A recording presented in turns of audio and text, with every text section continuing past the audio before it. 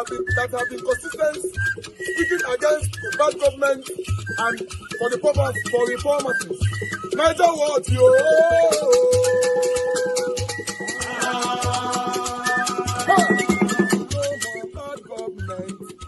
No more bad government. Niger what? No more bad government. Niger what? No more bad government. The only media that have been speaking. No more bad government. The voice of the voiceless. No more bad government. No more bad government.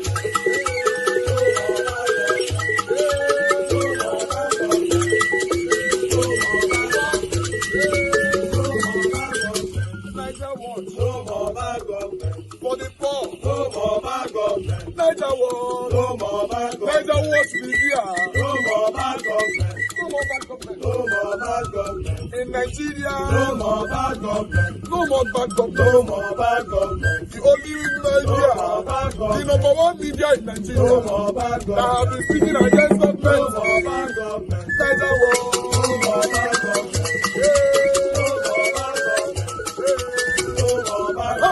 Niger what you? The voice of the voiceless. The voice of the voiceless.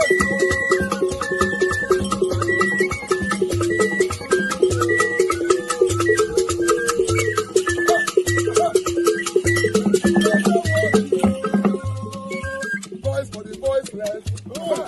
Voice for the voiceless. Niger what? Voice for the voiceless. Niger watch media. The only media that have been speaking against bad government. Being consistency since 1944. Voice for the voiceless. Voice for the voiceless. Umuwame. Voice for the voiceless. Umuwame. Voice for the voiceless. Voice for the voiceless. Voice for the voiceless. Voice for the voiceless. Voice for the voiceless. Voice for the voiceless. Niger watch you. We have been seeing all you guys have been doing, and we recommending to everyone in Nigeria, saying that you guys are the #1. Niger what you.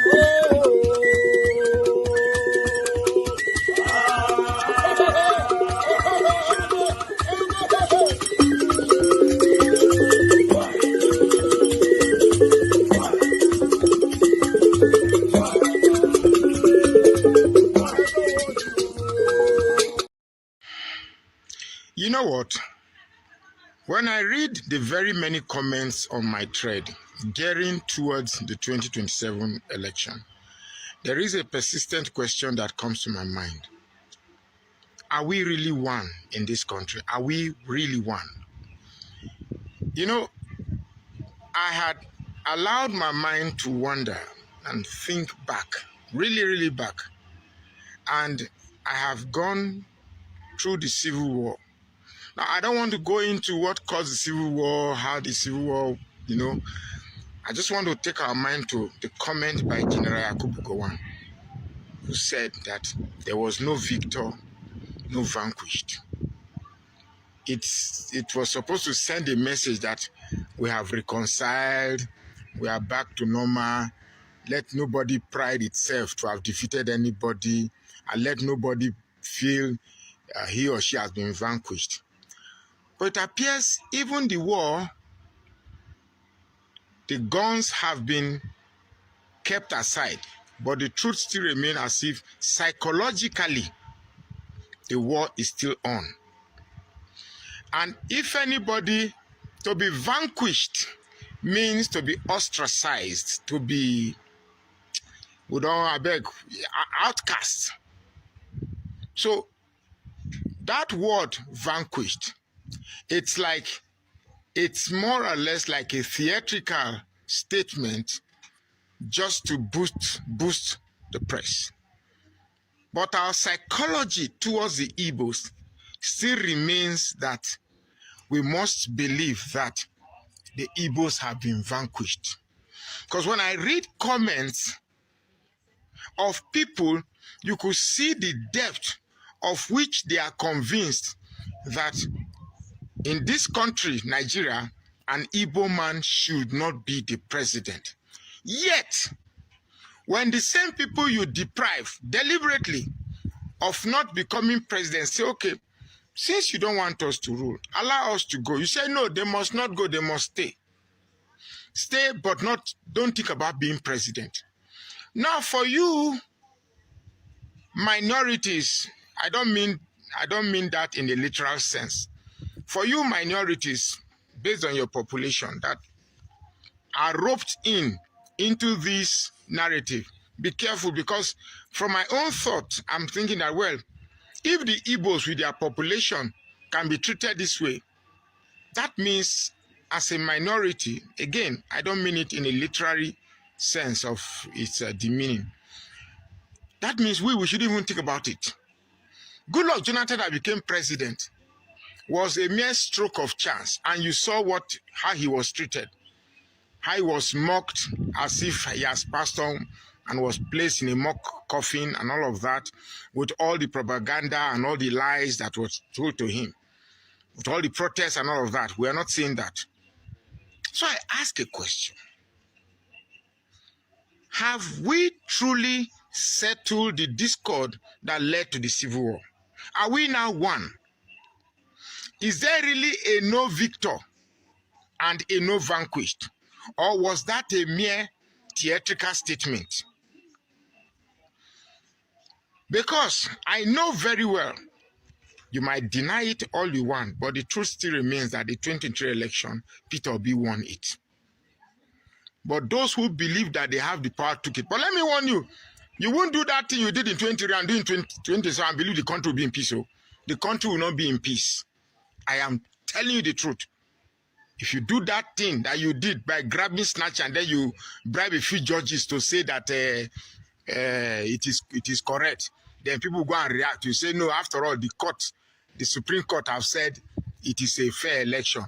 It won't work. Oh. Let me just say it now. I know power intoxicates.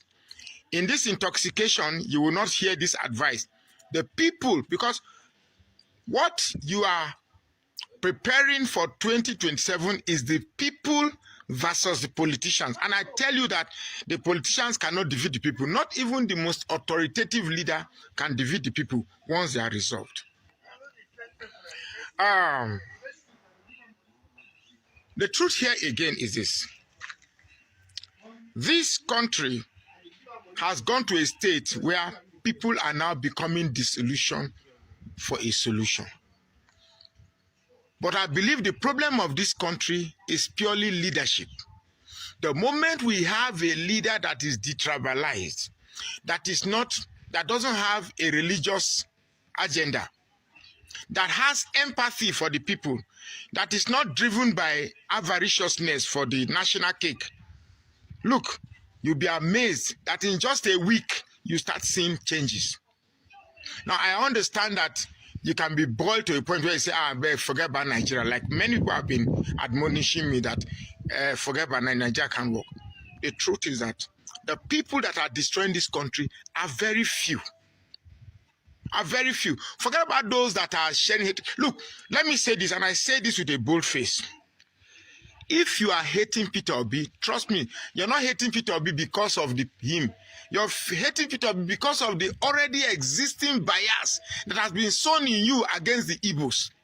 Otherwise, how on earth will you place a corrupt Tinubu as a better personality than Peter Obi? Or how on earth would you create an Atiku who was just a mere custom officer to have garnered billions of dollars against somebody who has a modest business? You can actually trace his wealth to... Oh my goodness. To speak about Nigerian politics is the most arduous task that anybody can engage in. The truth still remains that whether you like it or not, whether you absolutely like it or not, there is a grand conspiracy for a group of people to sell the narrative that the Igbos must be politically ostracized. And tell me, and I tell you, if that ostracization, if there's a word like that, persists, because I know if the Fulanis are ostracized, they will not take it lightly. I remember the coup of Gideon Oka, when he tried to ostracize the far north, who are currently who are mostly sometimes the problem of this country. You saw what happened. I know that if the Yorubas are ostracized, this country will not be in peace. But you want us to dish to these people what you will not swallow, to give them the pills you will not swallow. If you believe that this country is one, if you truly believe that the unity of this country is sacrosanct, if you truly believe that Nigeria is an indivisible entity, then you must begin to shape your mind that anybody can become the president of this Republic of Nigeria.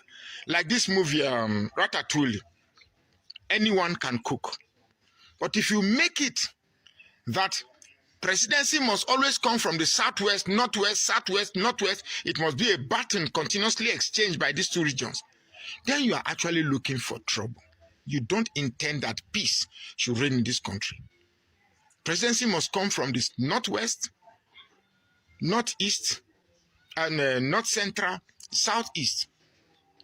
This leadership of this country is not a birthright. It's not an ownership of any region. If the war has ended truly where there is no victor, no vanquished, then it must be proven from your psychology. It must be explained. It must be seen from your narrative. If an Igbo man is not qualified to be president, let it be because of his antecedents and his attributes. But if you say that because somebody is from a certain area and because of that area, we should ignore whatever positive qualities is bringing into the table of governance, then yes. So that support system is also something we have to look at. Very, very, very critical. Yeah. So let's come home now to 2027. Yes. Peter Obi seems to be the more how do we put it now? The more outgoing among the opposition leaders. You know, certainly much more outgoing in terms of what he says regularly. You know, of course, Atiku is also there, but what do you think about the fact that even the Labour Party, where Peter Obi is in shambles? So, do you think that the Peter Obi candidate that we had in 2023 is likely going to be the same in 2027? I wanted to ask you. You know, I just don't want to be talking about Peter Obi anymore. But I will say it because it's part of the issues that I raised. My position in 2022, 2023 is what is unfolding now. That contrary to the belief or the impression created that Peter Obi was opposed to the system or is capable of opposing the system, that he's incapable of doing it. I also stated in 2022, 2023 that the Labour Party was a short renter, what they call Airbnb in America. You move in, you check out when your time expires. And that when they are done with Peter Obi, they will move the renter to another place. So Peter Obi, maybe rightly or wrongly, or maybe he's doing it for sure, then decided that he doesn't want to move out of the short renter. And now they got locked in practically out. The reason why it probably got more attention was this. There was this whole debate around the Muslim ticket. So the Christians said, okay, you want to Islamize Nigeria, we want to Christianize too. And who was the best person available to them? Peter Obi. That's what happened. But in terms of opposition, I don't know why anybody calls Peter Obi opposition. Peter Obi is not opposed to anything that the government is doing.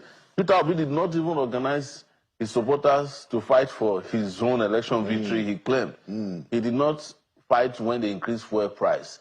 He has never done anything that opposition people do. Even these terrible people that are in government now, no matter what you say of them, they used to protest.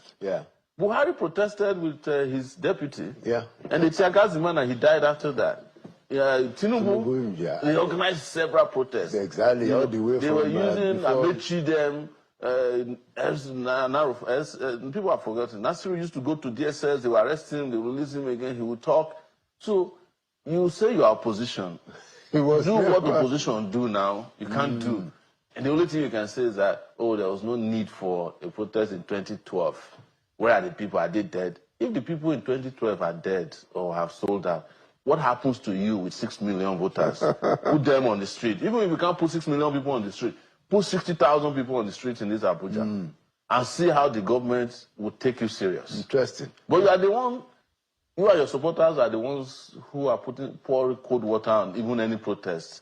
Because you don't want the country to change. You want it to be replaced. You want the Tinubu group to either be replaced by your own group or for Tinubu to assimilate some of, because look at all the Labour Party people in the National Assembly. Yeah. They are not decamping back to where they are coming from. They are decamping to APC. So shameful. And this is the point we're making, that these guys were not real.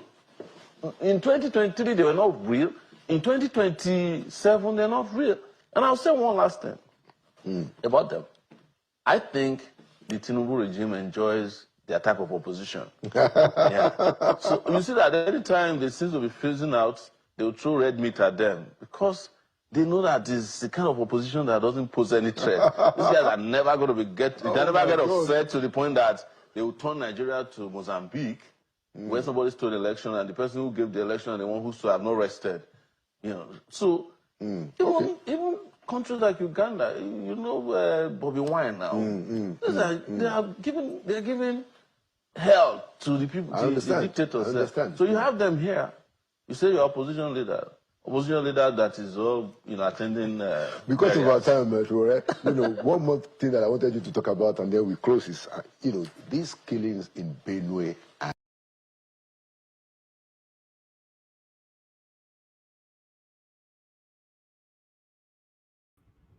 Okay, guys, before I will move on with this video, my presentation actually continues anyway. Good morning, good afternoon, good evening to every one of you. Mother of Common Diaspora, I appreciate you. Good evening to you, Mommy. Happy New Week to you. Abu Azi, thank you very much. Everyone right there already, I appreciate every one of you. I'll try my best to showcase some of you or all of you on the screen shortly. But I just wanted to make comment on the statement from Omoyele Sowore. Omoyele Sowore says something very significant, because sometimes, you know, we get carried away here. This is my opinion. You know, I don't know what one or two person gonna say later on. Omoyele Sowore is saying that Peter Obi is not on opposition at all. You know, because what opposition do, they engage the streets. That's a very significant statement. I don't know what you think. You know, sometimes we have a way of always bypassing everything, especially when it comes to us. We always have a way. If it was Tinubu, we will not bypass it all. But Omoyele Sowore said Peter Obi is not an opposition for anything, you know, because opposition in the past, Buhari, Tinubu, and some of the satanic people ruling us right now, previously engaged the streets. That even when Peter Obi's mandate was stolen, Peter Obi could not indoctrinate his followers to engage the streets. You and I know that Peter Obi was the one that stopped us at that time. Everybody knows that. You know, this time I'm asking questions. I'm not giving my own opinion yet.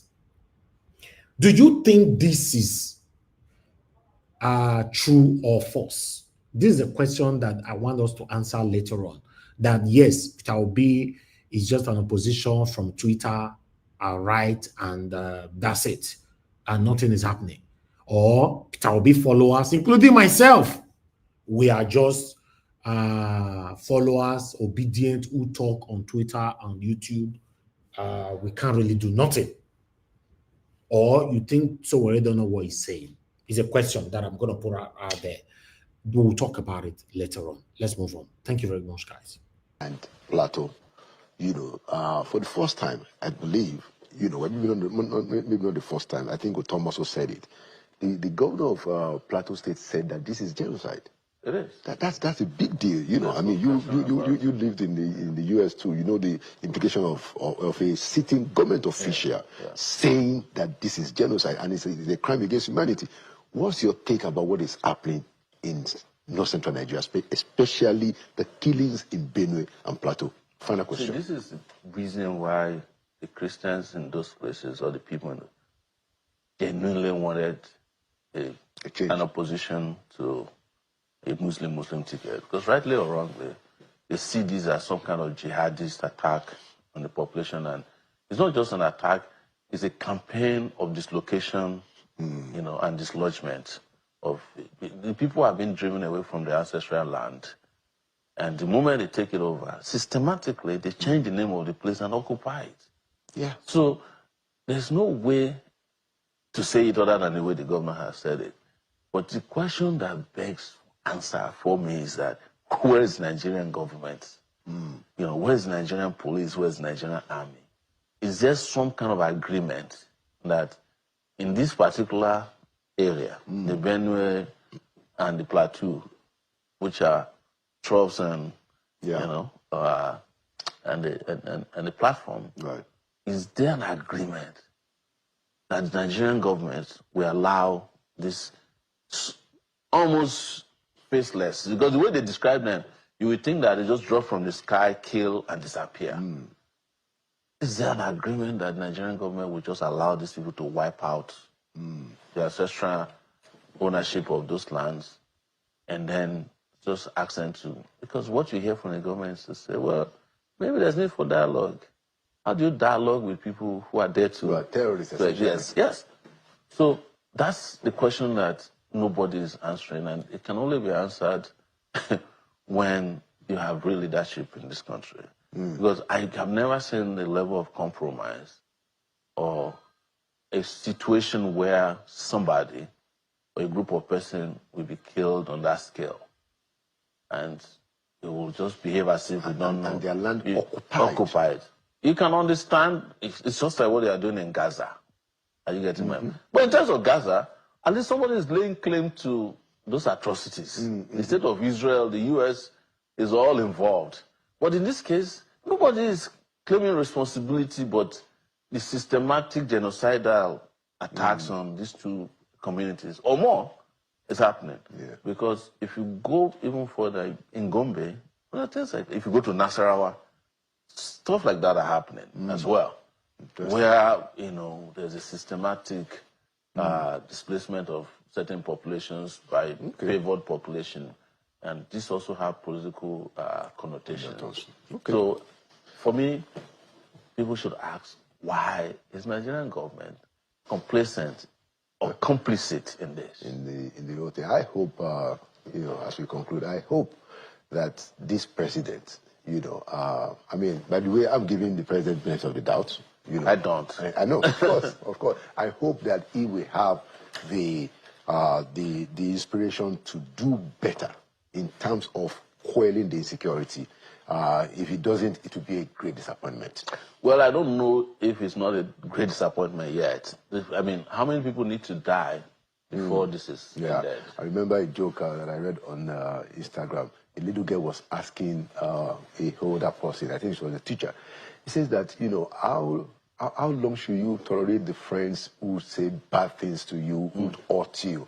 And the teacher responded and said that, how long will you drink poison and then expect not to die? Exactly.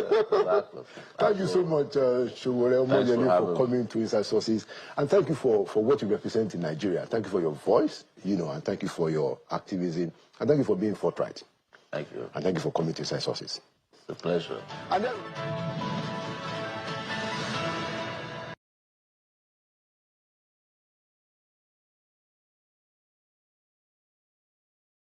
Former Governor of Rivers State, Sajiti Chitobe, former Deputy Governor of Rivers State. I want to take the protocol a bit because I know if I don't recognize a few persons here, I won't be forgiven at all. Let me recognize especially the one who chooses not to take a primate or a bishop, but prefer to maintain the apostle, to maintain my way. A special person. Some of you, have you asked yourself, do you think I hammered it? When they live here, that is not the way to be presented. It will be similar like Fubara has gathered his supporters to make statements against the minister and the president. That is not what I need now. What I need now, even some of you, have you asked yourself, do you think I am even interested in going back there? I want to ask you, don't you see how better I look? Do you think I'm interested in it? If I have my way, I say it's here. This is an altar of God. I don't wish going back there. My spirit has left that place long ago. So all this, I want everybody to focus. Please. It's not everything you do. You think there's some fight you don't fight. There's some things you don't do because you need to ask the person. Does he want it? I have peace. If you have known me, you've been seeing me, you can see I look better now. In as much as we have things that we need to do for our state, we know people have made sacrifice for us, and we, one way or the other, have to stand by them, does not mean that we should start firing without any target. We need to be focused. Our evening here is about Paklak. It's not Oshobe, it's Fubara, Oshobe, same. Please. I want that. And like I said, it's about Paklak. Every other thing that is said here, every other admonition by whoever is your personal view. It does not speak or does not present the purpose of this evening. I mean it, and I want you to quote me anywhere. We're here talking about the life of a man who lived a life of sacrifice. Amongst you, the women here, do you have forgiving spirit? Your hearts are bitter. You don't forgive. Those are the important things. We're here talking about a man who spent his own money to go to court for me. A man who gathered people to say, fight for Fubara. But some of you here, your hearts are dark. But one important thing, that you have your boarding pass. It's just you're waiting for the flight. So you need to retract your ways. What is special about Paklak? Maybe when he started his life, he might have made his own mistake like every one of us. But at a certain time in his life, he believed that I want to live a life, I want to dedicate my life for others. And he did it, and he did it well. I am a beneficiary of that. I've never met him one day. I spoke to him a few times on phone, but he stood by me. I've never gone until his death. The first time I stepped my feet into Paklak house was when I went for condolence. I never went to his house. But he stood by me. He supported what he believed in, injustice. And that is the man we are celebrating this night. It's celebration because he has gotten to the 9th floor. It's 90-something going to 100, is it not?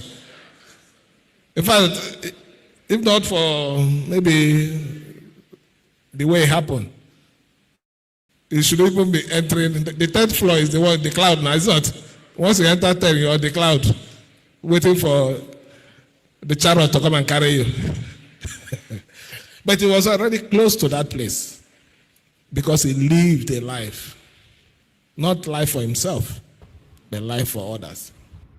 Okay, I will stop Fubara right there. According to his statement, it was asking some of you questions. Do you think if I want to ever go back there as a governor again, we fair year and before say this same man go out London, go back Tinubu. We can't see here and say go back Wike. So I could be say the same man now they tell us now say, do you think I want to go back there, as governor again? That matter it be as it gets. But I like more to listen to waiting Wike himself one talk, just shortly, like 5 minutes from here, then we'll take it from there. Federal Capital Territory and its residents. Well, thank you very much. You recollect that sometimes last year, Mr. President traveled to China. You go to court. What's your business? Two, assuming you even have a local standing, it's the entire affairs of the party that they should settle. Do you understand me? And set aside the Judgment Court of Appeal. Now, when people even talk about it's a Southeast position, it's not Southeast position. First of all, it's a Southern position. The South, okay, we are going to produce from the South East. And another thing, can you and somebody who was elected in National Convention now? In fact, make una know your voice. This my voice, it get the way they do me. I don't want to listen to them. In case you want to watch it, we uploaded it earlier on Naija Watch. We want to go watch it for them. You know, before I will move on to tally up with how I'm presenting it, our brother, Mr. Alabo, has something to say. Even some of you, have you asked yourself, do you think I'm even interested in going back there? I want to ask you, don't you see how better I look? Do you think I'm interested in it? If I have my way, I say it's here. It's a lot of God. I don't wish going back there. My spirit has left that place long ago. So all this, I want everybody to focus. Please. It's not everything you do, you think. There's some fights you don't fight, there's some things you don't do. Because you need to ask the person.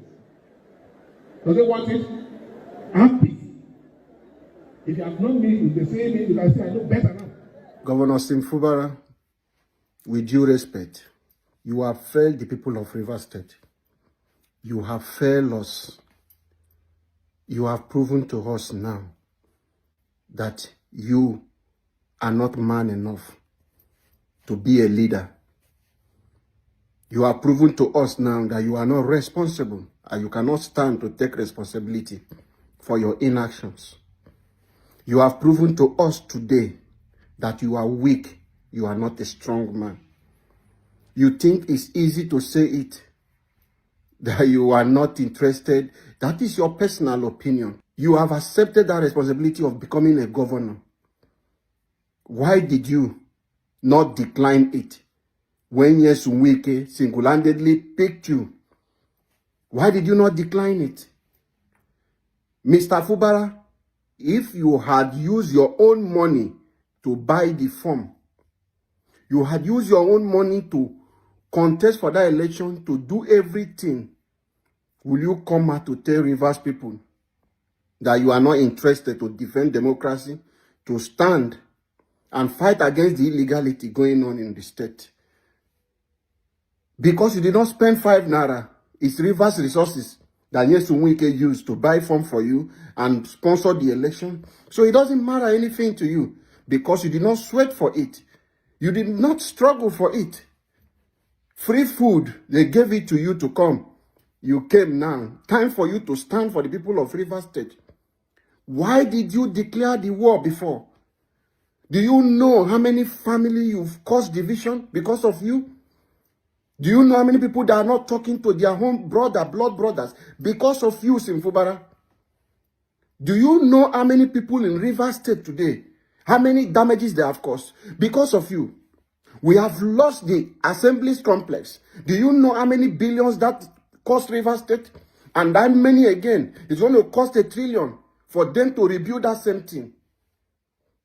You standing up today telling us you are not interested to take back Rivers State from the hands of the criminals. Is it a plan between you and Wike for him to run his third term? Is it a plan or is it a strategy, or are you people trying to fool Rivers people? You are coming today telling Rivers people, opening your mouth, telling them that your spirit have long left governor. You're no longer interested. There are people on the street demanding for your return. There are people crying. There are people in churches praying for the right thing to happen. But you that took the mantle of leadership, you are running away. After you've raised hope for Rivers people, you started a fight. Why did you not remain a slave in the hands of Wike if you know you cannot stand to fight? You have caused so much confusion in the state. Today you are saying you are not going to stand to defend Rivers State. So it was all pretense when you came out. Do you know how many people that have lost a lot of things because of you? You've caused so much enmity in Rivers State. Now you are standing, telling us. This is what we will remember you for. We are talking about what people will remember you for when they see your children. They will remember them for something good. Rivers people will remember your children when they hear your name, Siminalaye Fubara. We will remember you as a failure. We will remind them that your father was a failure to the people of Rivers State. That is who you are. That is who you are. No wonder Nyesom Wike know who you are before he selected you to become a puppet in his hand. That is why you can come out to say you no longer have any interest in standing up for what is right, that you have been standing for, that you have been fighting. You declare a word that you are not able. Is it not your fault? You have the power as a governor, but you could not use it. You have every power to expose the assembly members, to expose Nyesom Wike, to bring out his file for a public discussion. Yet, you couldn't do all those things. Now, you have sold the state into the hands of criminals who don't know what is happening to our resources. Somebody, through the back door, running his third-term agenda, running a third-term governor, because of your singular mistake, because of your incompetency, because of you today, we have somebody running as a third-term governor. You will come to Rivers State. You should bury your face, Fubara. You should bury your face in shame. I have told your followers, those who believe in you, I have told Rivers people to stand up and take back their state. They shouldn't wait for you, because if they wait for you, any process you are taking, even if you return back there, you are not going to be a governor for Rivers State. That is why I have told Rivers people, stand up and take back your state. Reclaim your state, not because of Fubara, not because of Nyesom Wike, but for the soul of your state. How long are we going to leave our state in the hands of criminals? How long are we going to leave our state? Imagine what is happening. Imagine why people are talking as if they are God. Nyesom Wike is bragging his own. Fubara is one side talking his own. All at the expense of our resources, at the expense of the people of Rivers State. We are the people suffering for the mistake of Fubara. This is really painful, and we shouldn't allow this to stand. Rivers people, we must stand up. We must stand up and reclaim our state. Defend democracy in our state. We cannot allow illegality to continue in our state. We cannot allow a sole administrator that is not known by law, using them as it is. Development, progress is on standstill. There is no job creation for the people of Rivers State. People do not know what is happening in the state anymore. No tangible project is going on. No tangible infrastructure is going on. No reasonable thing is going on in Rivers State. But few individuals are mounting so much weight for themselves. Don't worry, continue. You are happy. You will come and Nyesom Wike coming out on the TV saying he's not happy because of what the way Fubara is talking. He's not ready for peace. Are you, Nyesom Wike, are you ready for peace? Are you not enjoying sole administrator? You are enjoying because you are running your third term. You don't need him to come. But don't worry, you people should not worry. Rivers will come for you. If we cannot get you, even if you live at your old age and you die, your children will get everything you have taken from Rivers State. We will collect them back. Rivers State will reclaim everything. If you don't stay alive to see it before your face, your children will witness it. I think you are breeding your children to come and take over from you. Very soon, 2027, you will bring one of them to become the deputy governor. They are following you around Abuja to inspect project. You've captured our state. If it is not the way you want, Rivers State should not have peace. And you are happy today that the state is back in your hand because of your puppet you brought for us. You know who he is. That he cannot do anything. He cannot even push away flies. Not to talk of killing the flies. That was why you brought him. And you know. That is why you did not even give up. You continue to fight him to the end. Because you know who he is. That he's not ready to do anything. If not, he has your file. All your files was in his hand. You know your hands are not clean in Rivers State. You have not come today to explain to Rivers State how you sponsor the 2023, your presidential election bid. How much you spend if it is your personal resources, money. You have not come to Rivers State to declare, to tell us how you bought form for all the elected officers. You have not explained to Rivers people how you got those money if it is your pocket money you used to spend. You have not told Rivers State how you brought in a Fubara, the electoral process you did, how much you spend if it is your personal money. Enjoy it now while it lasts. Enjoy it now. Rivers State will claim all these things. A time will come. I pity my Rivers people who are keeping quiet, watching you. People have become puppets in your hands because they are watching you. We will come for you. All of you, the corrupt politicians in Rivers State, we will come for you. You will come for you. Wherever you are, even in your grave, your children, you will stay there and watch. Your children will tell you the story. Rivers State, our resources that every one of you have stolen will be a disease. It will be a sickness. It will be a poison. Even your generation will not even live to enjoy it. Anyway, Ogabo Alabo, unfortunately, cause juju, they affect these people. They have been stealing, doing whatever they are doing since Nigeria was created. So if we are going to rely on juju go buy you, go live to enjoy it. They are living to enjoy it, unfortunately. How many politicians don't say don't die? They are only like 1% out of all of them. Yes, or 2. Now they die, we know they live long. See the other one, they wish not great die. See the other one, they talk. All of them, they not be me go mention their names. So all these juju go buy you, not go live to enjoy. Not lie. They have amounted a lot of wealth for not just their children's children forever. So that we will come for you, we will not come for you. If not true juju, you forget. People where they use Bible, they swear before they enter office. They will still do anyhow. The Bible not they affect them. Let's move on, my people. To step down from our presidential panel investigating sexual harassment allegations made by Senator Natasha Akpoti-Uduaghan. The lawyers argue that Akpabio's withdrawal was the right thing to do, as his involvement could have been perceived as a conflict of interest. The panel was established by President Bola Tinubu on April 2, 2025, headed by Vice President Kashim Shettima, with a mandate to investigate the serious allegations that have drawn national attention and embarrassment.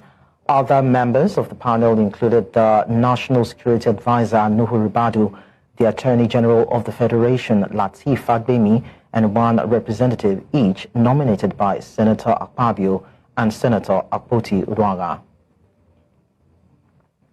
Well, to help make sense of this, we're joined by a legal practitioner, Valerian Umadike.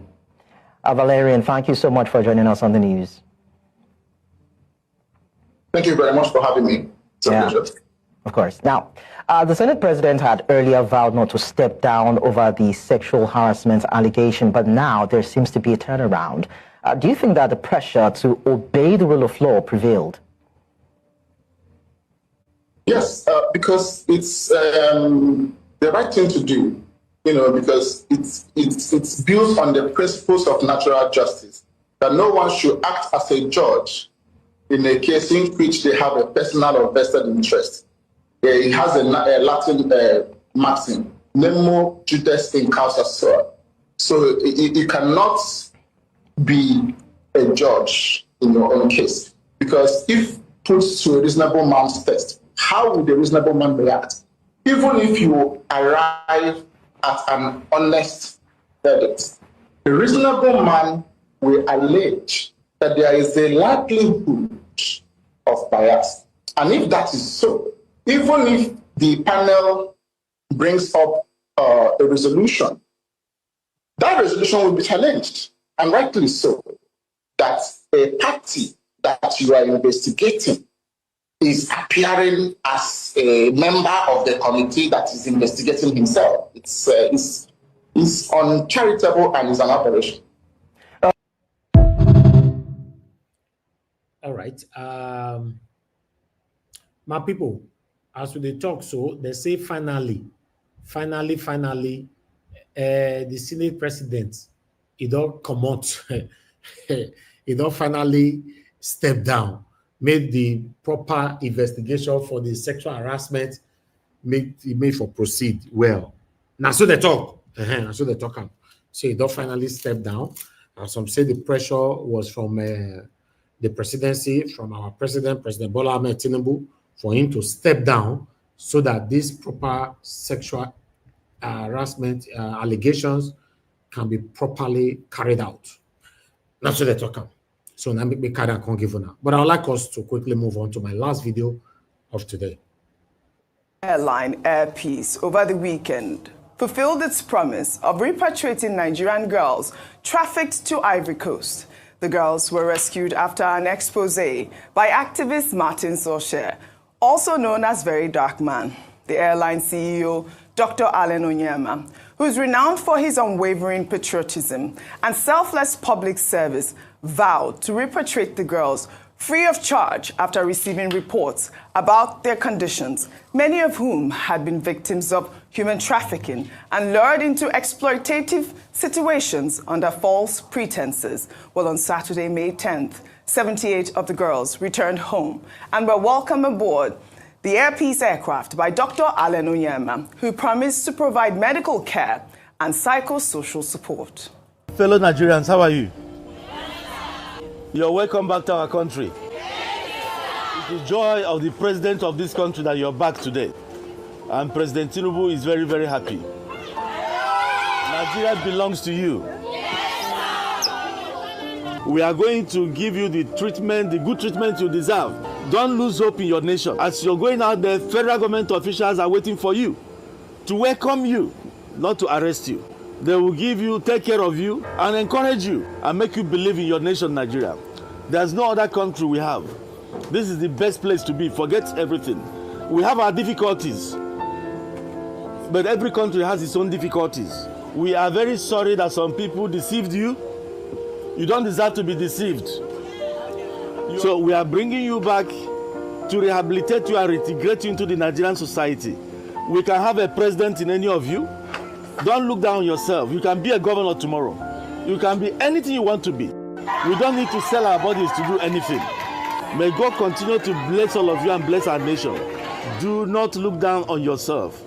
Believe in yourself, you can be anything you want to be. God bless you. Can we all applaud this patriotic Nigerian? I mean, this is not the first time that we are seeing the CEO of Air Peace Airline, repatriating our girls, coming to the aid of Nigerians that are, stuck abroad. We saw him do it in South Africa. We've seen him do it in Sudan, in other countries. But we know that the rescue was a joint effort by Air Peace, the Nigerian Embassy in Abidjan, and the Nigerian community in Côte d'Ivoire. This is part of a series of similar interventions by Dr. Allen Onyema. This is how I believe that the private sector can contribute to nation building. Dr. Abati. Well, very quickly, Mr. Allen Onyema, he continues to show patriotism, commitment to the common good, and he continues to support good causes. Now, in 2019, he was the one that evacuated Nigerians from South Africa when there was that xenophobic problem. When the crisis erupted between Ukraine and Russia, it was also Mr. Onyema, free of charge, who provided aircraft to go and bring Nigerians home. I think he did the same thing, when there was crisis in Sudan, and he doesn't get paid for this. You could see him there mentoring, the younger people who have been involved in this issue of trafficking. I think that the best way that Nigeria can pay tribute to his effort and encourage other players in the private sector to show this level of commitment is to make sure that when they compile the National Honors List this year, that his name is there and that he is honored. These are the kind of people we want on the National Honors List, not traditional rulers who are just enjoying undeserved privileges, collecting the big titles. Excuse me? Nothing. Okay, collecting big titles, just because they are sitting on a hereditary stool. People who make a difference are the ones to be recognized. And I'm recommending Mr. Onyema of Air Peace for that national honor. Now, you made the point that this was as a result of collaboration between the Nigerian embassy in Abidjan, the Nigerian community in Abidjan, and also the chairman of Air Peace. And maybe that's why appropriately he gave the credit to the president of Nigeria. But the question to ask is, where is the National Agency for the Prohibition of Trafficking in Persons? Nigeria has a statutory body called NAPTIP. And the job... No, wait, because I never felt watch this video. Does it mean say Abati no recognize VDM at all? Because I'll be talking later. Now, question I did ask, I never watched this video. He not mention, because the primary person that should be giving credit here now VDM. I never hear VDM for a month since. But let's continue. Even that agency is to make... You said what? Even Odiope no mention VDM. No, he did. He said, yeah, Vincent Mantis Ose. That's what he started with. Yes, he did. She did. But Abati, now I know. Make sure that, young Nigerians are not subjected to this. It's not only Ivory Coast that people are taking to. Many of our Nigerians, ladies, they are on the streets of Italy. Yes. Many are, on their way to Libya. Many are on the high seas as you speak, and they're likely to meet very desperate ends. They are in Qatar, they are in Saudi Arabia, working as maid and as sex slaves. Now, NAPTIP needs to be reformed to make it more efficient, to be able to meet its original mandate. Yes, I like that point. NAPTIP needs to be reformed. And you asked the question, where was NAPTIP? I believe they were there.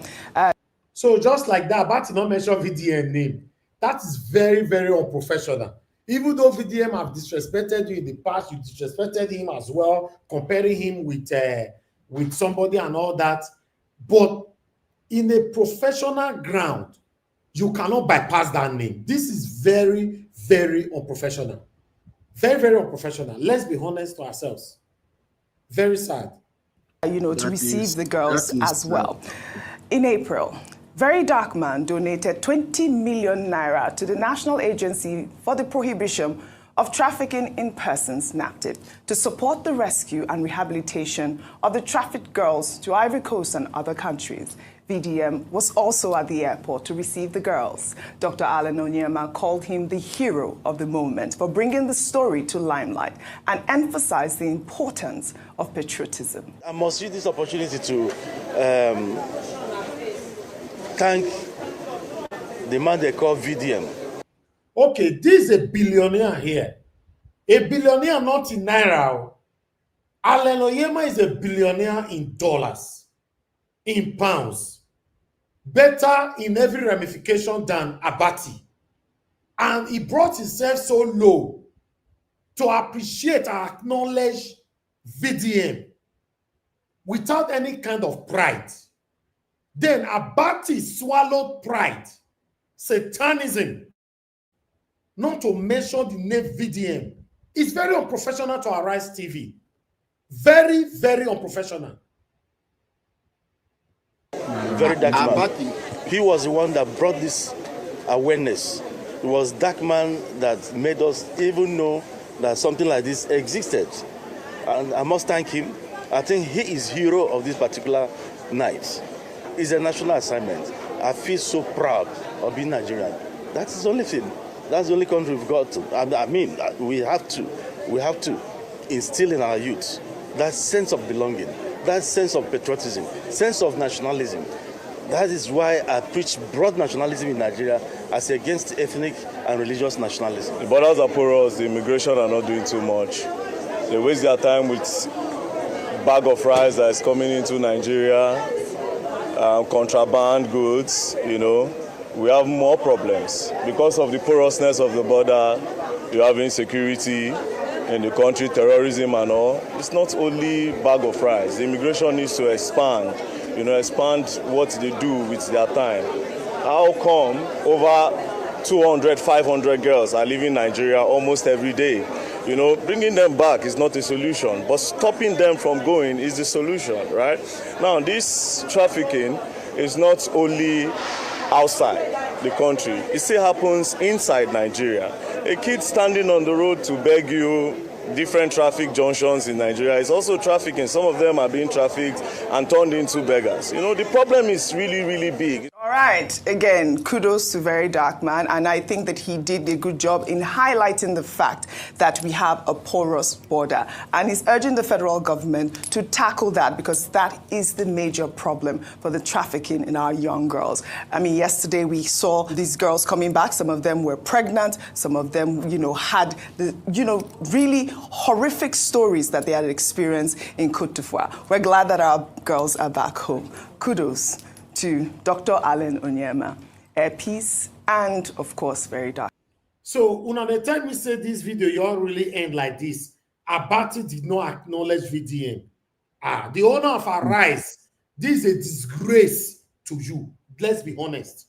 Because normally, if Nami get Arise, any kind of conflicts you have with anybody, you can't bring it to my channel.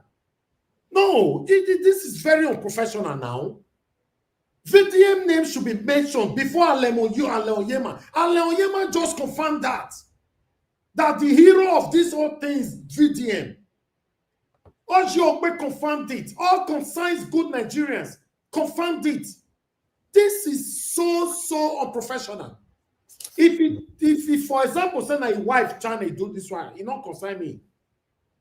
It don't concern me, but on Arise, top 2 channel that many Nigerians relied on, both home and abroad. Now you for demonstrate this your satanic character. This is disgusting. This is very unprofessional. I wish Nigerians can take this far so that the owner will address this. It's very unprofessional. I'd like us to move on. Man. Well, in another development, an Air Peace aircraft narrowly avoided a catastrophic accident at the Asaba airport in Delta State when an antelope ran under its landing gear. As it touched down, the aircraft struck and killed the antelope, causing significant damage and disrupting flights. Many Nigerians questioned how the antelope ended up under the aircraft's wheels. The NCAA confirmed that such incidents are not caused by the airlines, but do contribute to significant flight disruptions and delays. Adefemi, can you believe this? This incident, they said, actually occurred a week after the NCAA had advised Air Peace to reduce its operations to align with its available aircraft due to persistent flight delays and cancellations. Air Peace immediately refuted the NCAA's claims of a shortage of aircraft, attributing the flight delays and cancellations to safety concerns. Right. And that's what, Air Peace had said. But you see this sort of incident happen. Antelope is what they call a two. That could worsen the political tension in the state. Fubara made the statement at the service of songs held in honor of the late elder statesman, Sir Edwin Clark, in Port Harcourt, the Rivers State capital, on Sunday. Let's take a look before we come back for a discussion. Some of you, have you asked yourself, do you think I am even interested in going back? I want to ask you, don't you see how better I look? Do you think I'm interested in it? If I have my way, I say it's here. It's a lot of God. I don't wish going back there. My spirit has left that place long ago. So all this, I want everybody to focus. Please, it's not everything you do, you think. There are some fights you don't do, some things you don't do. You need to ask the person. Does he want it? Have peace. If you have known me, you can see me, you can say, I know better now. In as much as we have things that we need to do for our state, we know people have made sacrifice for us, and we, one way or another, have to stand by them. Does not mean that we should start firing without any target. We need to be focused. All right. I mean, I believe this event was organized by the Rivers Elders Forum. And during that event, I believe the Rivers Elders Forum were, showing their support for Fubara. And that is why he made that comment at the moment. But let me take this tweet from Uche, who wrote, "It's easy to claim indifference when your position is in jeopardy. If Fubara truly believes he isn't desperate, why does every of his actions scream otherwise? If Fubara is truly not worried about power, why not step back and let someone else take the wheel for a change?" Well, Tosin wrote, "Rivers State is unfortunate to have a governor like this. I hope you refuse to return and let the state have a leader courageous enough to stand up to challenges and lead the state." Well, he went on to say Wike wants a weak puppet like this as a governor so he can control the state in proxy. But it backfired on him. So the state is left in ruins and jeopardy. Well, in a dramatic twist of events, the Minister of the Federal Capital Territory, Nyesom Wike, made a surprise appearance at a high-stakes PDP Governors Forum meeting in Abuja on Sunday, marking his first appearance in months amidst tension within the party. Wike's attendance at the meeting has sparked a debate online due to his alignment with the APC-led federal government and his central role in the breakaway G5 faction of the party. Let me take this tweet from Adan, who wrote, "We're not practicing a democracy in Nigeria. There's no trust or ideology. It's just like a business. Imagine a man is appointed in the ruling party, serving as minister, while claiming to be a member of the opposition party. Bimbai, that's the question out there. I mean, yesterday we saw that viral video of Minister Wike storming the PDP Governors Forum meeting to the surprise of many. Like I said, it's his first attendance in a long while. We haven't seen him align with the PDP. What does this signal? People have said Wike's attendance has also sparked speculation about a possible reconciliation or a shift in his political strategy, potentially offering a lifeline to the PDP as it navigates internal challenges and prepares for future elections. All right, guys, that's all I have for you guys today. Good morning, good afternoon, good evening to every one of you. Thank you very much for your time with us.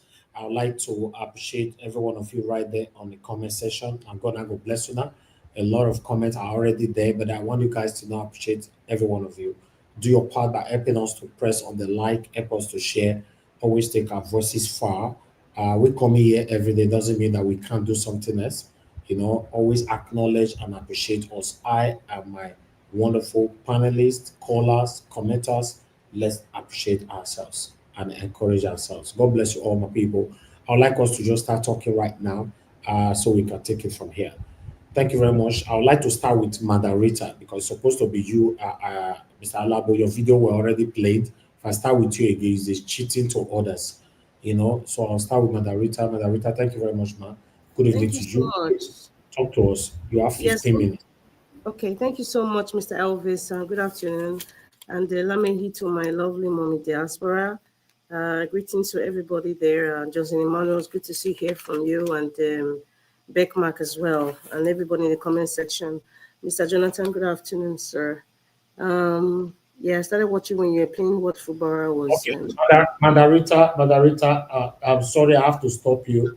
Madam Deborah on the phone, please. Okay, just great. Okay. Come back to you. Madam Deborah, thank you very much, man. Good evening to you. Please talk to us.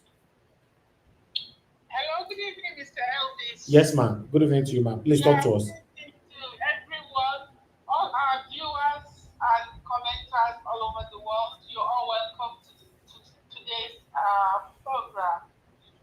Let me first start by answering your question, what you asked about what Sowore said about Peter Obi. I disagree with you. I don't think Sowore is always saying things. But let's be honest. I mean, what has he really done in the political sphere in Nigeria that has really proven that he's a force to reckon with? I've not seen anything that he himself has done. All the elections that he has been contesting, I don't even think he has been able to 1 million votes. So he is just quick to criticize, but he's not done anything as well. And moreover, if he tries to compare the way Nigeria was during the military era and compare it with now, I think that is unfair. Because let me tell you the truth, Mr. Elvis. If Peter Obi come out today to make any kind of statement or to say there should be any form of protest, they will arrest Peter Obi and keep him the way they kept Nnamdi Kanu. They will not even hesitate to arrest him. And if they arrest him, Sowore will go and sleep. Nothing is going to happen. So that's the okay. So what about let's take Peter Obi out? What about us, the obedient? Are we also waiting for Peter Obi to tell us to engage the streets? That is different. But he criticized Peter Obi, he also criticized the followers. You and I are part of the followers. Yes, but it's the followers. You see, I agree with you. The followers should not wait. If the followers are the ones that come out on their own to protest, that is a citizen's responsibility to protest for. Sowore is trying to say that Peter Obi should be the one to position to gather 60,000 people on the street, knowing very well that this government will arrest him. Even ordinary people who just criticize them on social media, they crack down on them and arrest them. If Peter Obi even when he did not say anything, they were looking for something that they will use to shut him down, to keep him silent.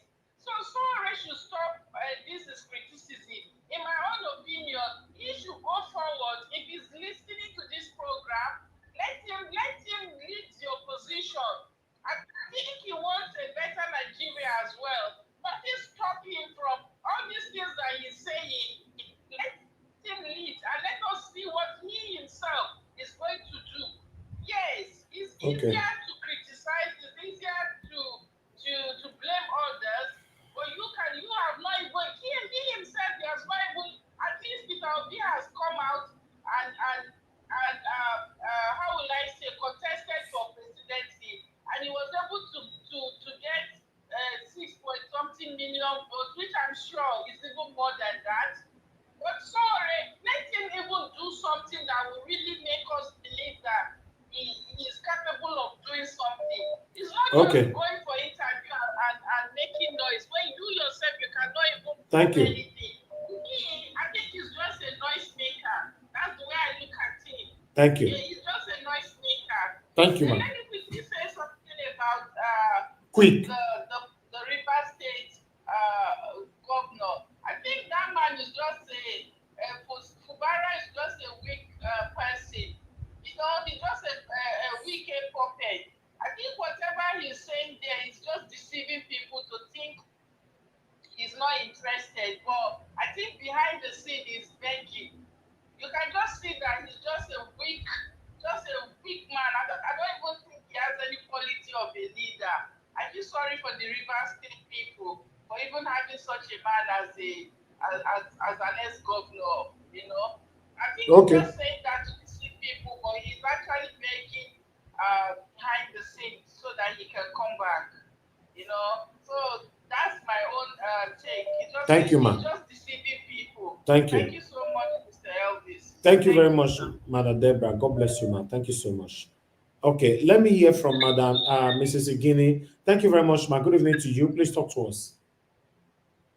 Good evening, Niger Watch. Thank you, ma'am. Good evening, everyone. And Niger Watch, thank you for everything that you're doing. Thank you. Thank you for everything that you even did with the deep, very dark man issue. You're always on the case. I've been following it. Thank you so much. You put yourself out there and you supported the truth. I like that about you. Well done. You're doing great. And I appreciate that. Thank you so much. Yeah? I give you your flower. You are doing a good job. Yeah? All right. So I just want to quickly say something about Sowore, because I think I read something this afternoon about, I didn't listen to, I just got in and I didn't listen to, I ended up listening to the ending part of your, what you put out. And Sowore's name is because I read about what he said this afternoon. Obi is not Sowore's problem. Peter Obi is in Nigeria, just like Sowore is in Nigeria, just like as I am in Nigeria, as you are in Nigeria. This is not about Peter Obi. I don't know, maybe the guy is missing something, or is it that I'm the one that is missing something? I don't know why he has to be bringing Peter Obi. If Obi cannot tell people to grab, Sowore should tell people to grab. It's a Nigerian. Obi does not have to say that. Am I supposed to sit down and wait for Obi to say, okay, let's go out before I go out? If I don't like what is happening, I'm coming out. He should do the same. He should leave Obi out of it. We're all Nigerians. If one person is not doing it, then you do it. He should stop mourning and complaining. Obi is not his problem. This is a Nigerian problem that involves every one of us. Hausa, Igbo, everybody in Nigeria. We should all come out and speak one voice. Forget about politics. And that's what I don't like about him.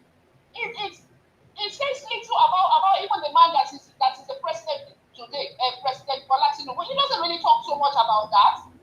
Yeah, he doesn't. But every little thing is bringing Obi like Obi is his problem. Obi is not his problem. It's not my problem. Nigeria issue is my problem, and we all have to come out and fight for it.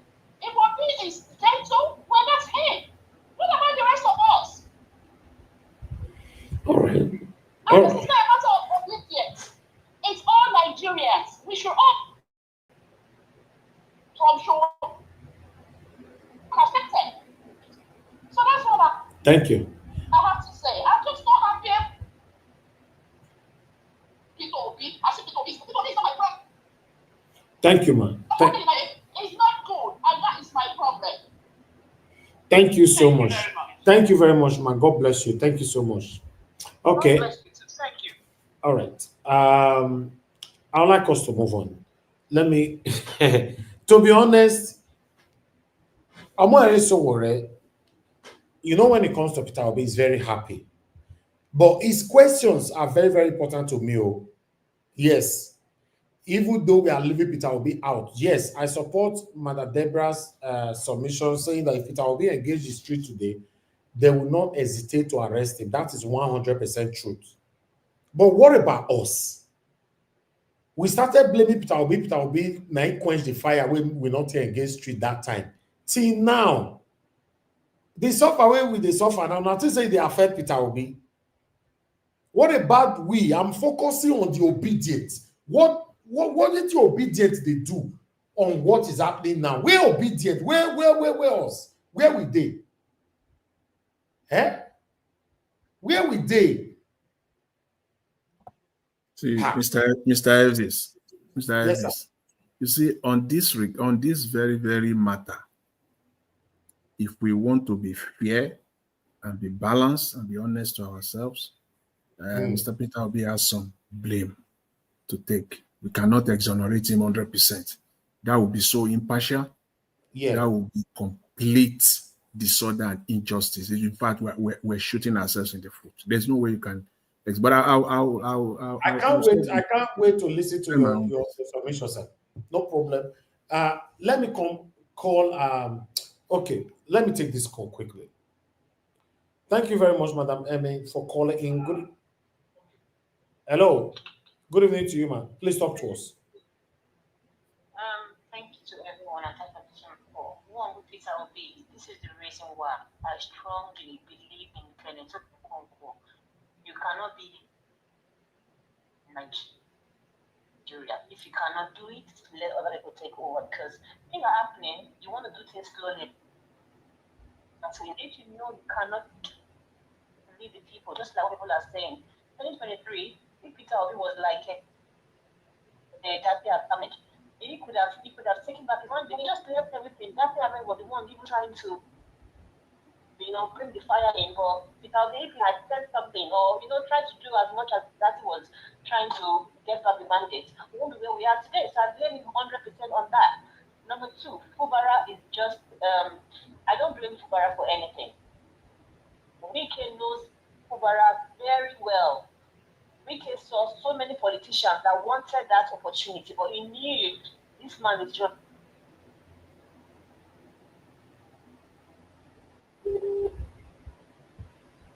not a politician. Wike just showed. What's network? But I think the Rivers people, they are so docile and diverse. All right. Everything, all the way, yeah. I mean, coming out to the option. Okay. Chairman, where are all the men in Rivers State? Where did they go? All the elders, if not for my Edwin Clark, apart from my Edwin Clark, who was coming out to talk face to face to Wike. Thank you. All the other ones, they will come to Arise TV. Let's beg him now. You can imagine. So, unfortunately, if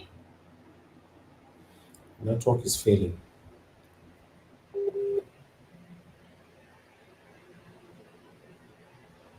Fubara cannot do it.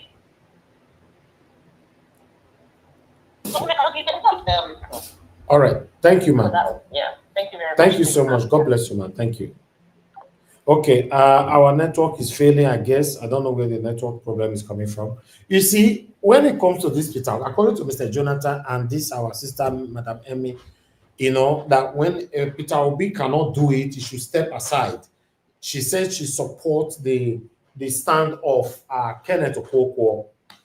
Now, no say, for this platform, everybody will talk. People not to get issue like that. But when me talk, wahala go offer everywhere.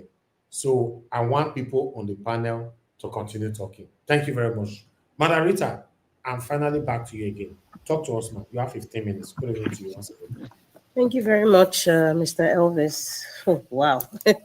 Mr. Jonathan, I would like to challenge you on that part, on blaming Peter Obi, but I'm just going to continue the conversation based on what was spoken last. Madam Igini, thank you very much, Madam Deborah, for calling. There's nothing, and also the last caller, there's nothing wrong with you when you said, is there something wrong with you, how you are seeing the behavior of Omoyele Sowore? There's really nothing wrong.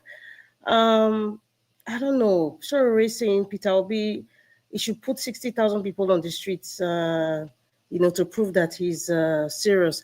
I don't know. I just have an inkling that Sowore is behaving like a paid merchant of confusion, And when I mean paid merchant of confusion, being paid by the man from Bodilon, that's how he sounds like. In case nobody told him. And I'm waiting for the likes of Sowore to criticize VDM. I am just waiting. I am waiting. They need to prove a lot of people right, that he's jealous about anybody that Nigeria suddenly accepts and looks up at as a savior or some sort. I am waiting for that day for Sowore to start criticizing VDM. I am just he don't start stylishly. He personal boy, seeking, attacking VDM every day. And he's sending them messages now. I'm waiting. Allegedly. That one back to back of VDM. It just shows how petty he is. I am in fact, I had a shame for him, because when they say, there's this stereotypical thoughts that says women are the ones who are petty, or women, they are very jealous, that kind of thing. But I'm seeing clearly a grown man, a popular grown man for that matter, showing how petty he is, just like Ruben Abati, shows that he's so jealous that it has consumed him. He sees nobody and hears nobody, but the only thing that he wants to do is just keep bashing. Sowore, I have analyzed you before, and I have said, and in case you don't know, the difference between you and VDM, Peter Obi is in a different league that you are not even close to. The difference between you and VDM is seen. I spelt it, SEEN. People need to see things to make you believable. VDM is talking and he's seen. He's seen to be doing things to support the people. He's seen to be doing things to criticize the institutions that need criticism based on this topic. But you, Sowore, you are seen to be talking. And anything that you are doing is for your channel and for yourself, period. And that is what makes VDM tick better than you. That is also what makes Peter Obi tick better than you. They are being seen, they are talking, and they are doing for the people, not for themselves. Peter Obi is donating his money. Peter Obi is taking his time and going across the nation. And he's also talking and criticizing the government about the ineptitude of their administration. But you are just talking, perhaps of the ineptitude, attacking, but you're not doing. And that's why you can't even get 20,000 followers. My advice to you, Mr. Omoyele Sowore, first of all, gather people from your local government area, either from your maternal or your paternal side. Get a political position. I am using councillorship because that is the lowest. I'm not even going to talk about the leader of your street now. That will be going, we're talking politics right now. Get people to vote for you, either from your maternal side or your paternal side, or anywhere in Nigeria that you feel that you deserve a vote to be a councillor. Then we'll start from there. Then I will start listening to you when you start talking about Peter Obi getting 60,000 people first, if he is serious. Because what you're doing is exactly what the APC administration is doing, trying to make Peter Obi irrelevant, trying to bash his name, trying to downplay his efforts. It's not working. It's not working. Sure, it will never even work. Because these people, they are seeing and they are doing. But for you, it's so obvious. You are talking and you're doing for your personal aggrandizement, and it has consumed you. Within 6 months, let us go to the presidential election. Within 6 months of leaving the PDP and going to the Labour Party, within 6 months, we had all sort of economic and political permutations that, oh, he might not gather the North, he might not gather the South as much, maybe the East. You know, it's such a short frame of time for Peter Obi to get the votes for presidential that he's looking for. We had all those analyses. Even Tunaja came here and said, you know what, it's so early, he doesn't think he can garner the Northern votes. But hello, Mr. Sowore, hello. Within 6 months, Peter Obi won the presidential election. In fact, it's more than 6 million votes. I think it's Madam Igini, or I don't know, Madam Deborah saying 6 million votes. Peter Obi actually got more than that. We know that. Peter Obi won Rivers State and Peter Obi won Abuja. And to date, I expect Mr. Sowore to please ask the Supreme Court to please interpret the judgment on Peter Obi, and also please challenge all the English and literature lecturers, all the professors, and even the professor of rice and beans. Ask him, can they interpret what the Constitution says or the electoral law that says, and Abuja? Could you just interpret that in simple English or even speak Pidgin English? Because Pidgin English is a universal language now. If you can do that, then I will start listening to Sowore. Then I will start listening. But for this, it's absolutely absurd and ridiculous, and I'm embarrassed for him. Moving along, because I don't want to waste my time talking about somebody that cannot even gather a councillorship. As for Fubara speaking, Fubara is a coward. With all due respect to him, I'm not insulting you, sir. I am just describing your behavior. You are a coward. And Prince Alabo, I thank you very much. There's a significant thing that you said. You said, Fubara, you did not buy your form. You did not buy your form. You see how Fubara campaigned? Let me tell you guys let me teach you guys something. You see Olumide Akpata of Edo State, the Edo State election of 2024. You see how he was vibrant, going to every station that he could.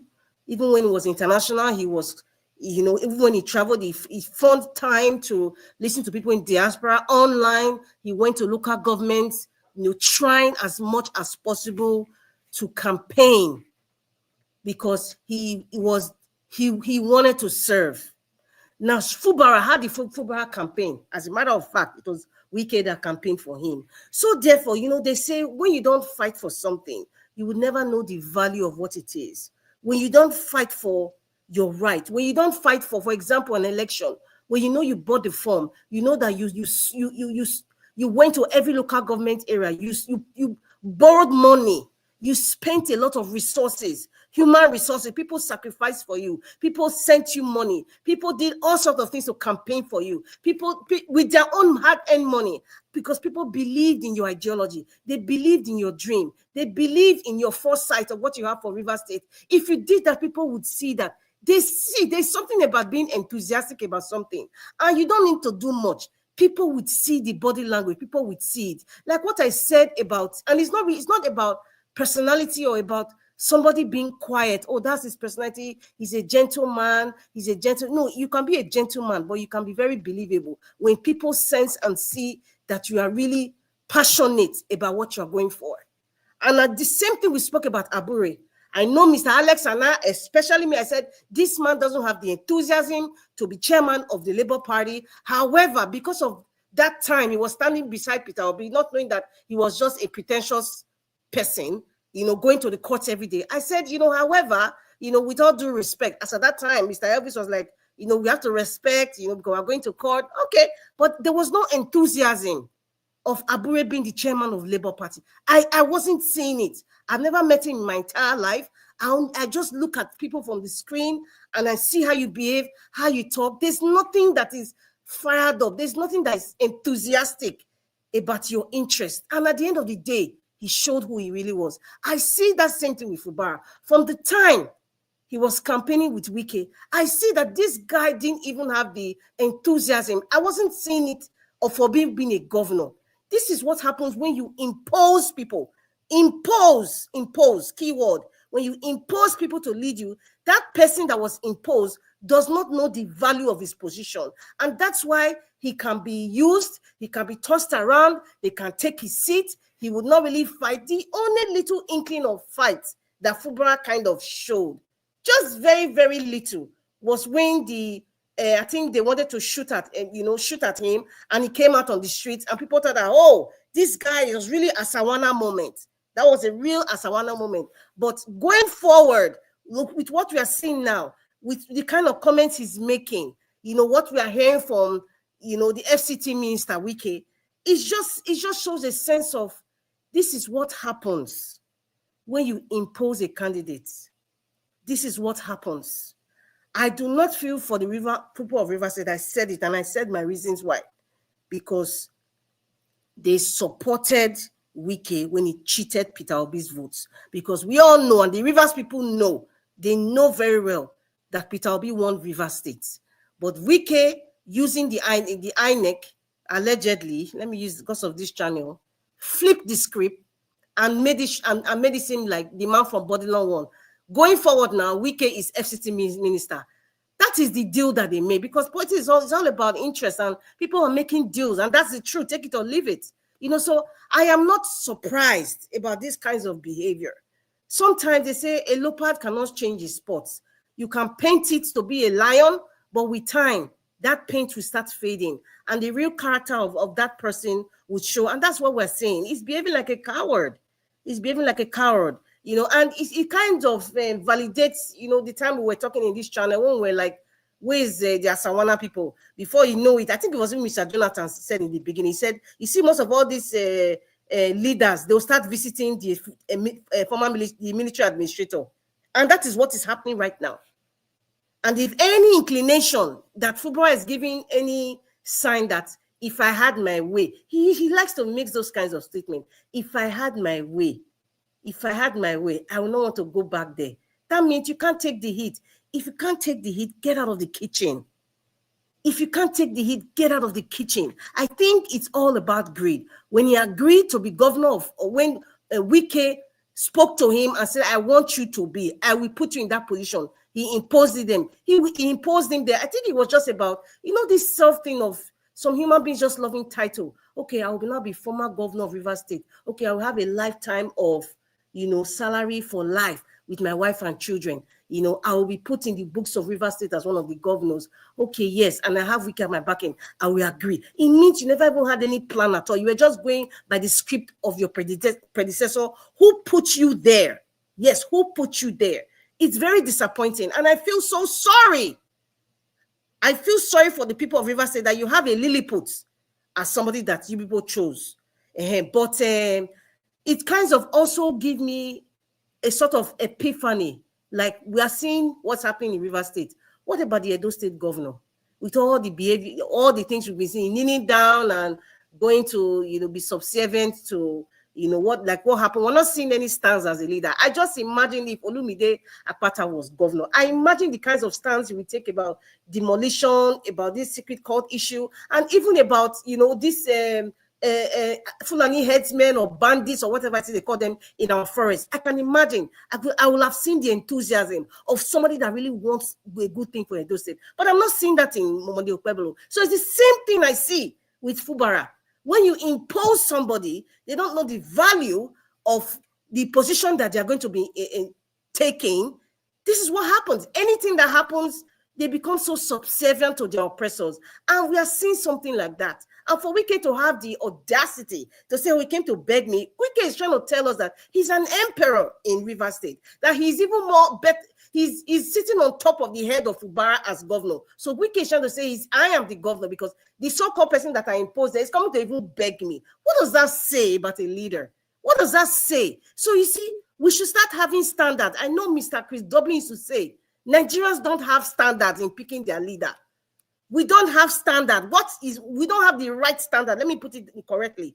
We don't have the right standard in picking the right people or in picking our leaders. Present day, what is the standard? Is it my brother from my local government? Is it my tribe? Is it my brother's wife or husband or my sister's husband or whatever it is that they call? Or is it my political party? That is the standard. That is the average Nigerian standard of picking a political leader, of putting people in constituted authority. That is their standard. So we're still have to go back to the drawing board. How do you pick a leader? It's not just in primary school they teach you a leader is A, B, C, D. It's more than that. We need to change our standard of picking leaders before we vote for them.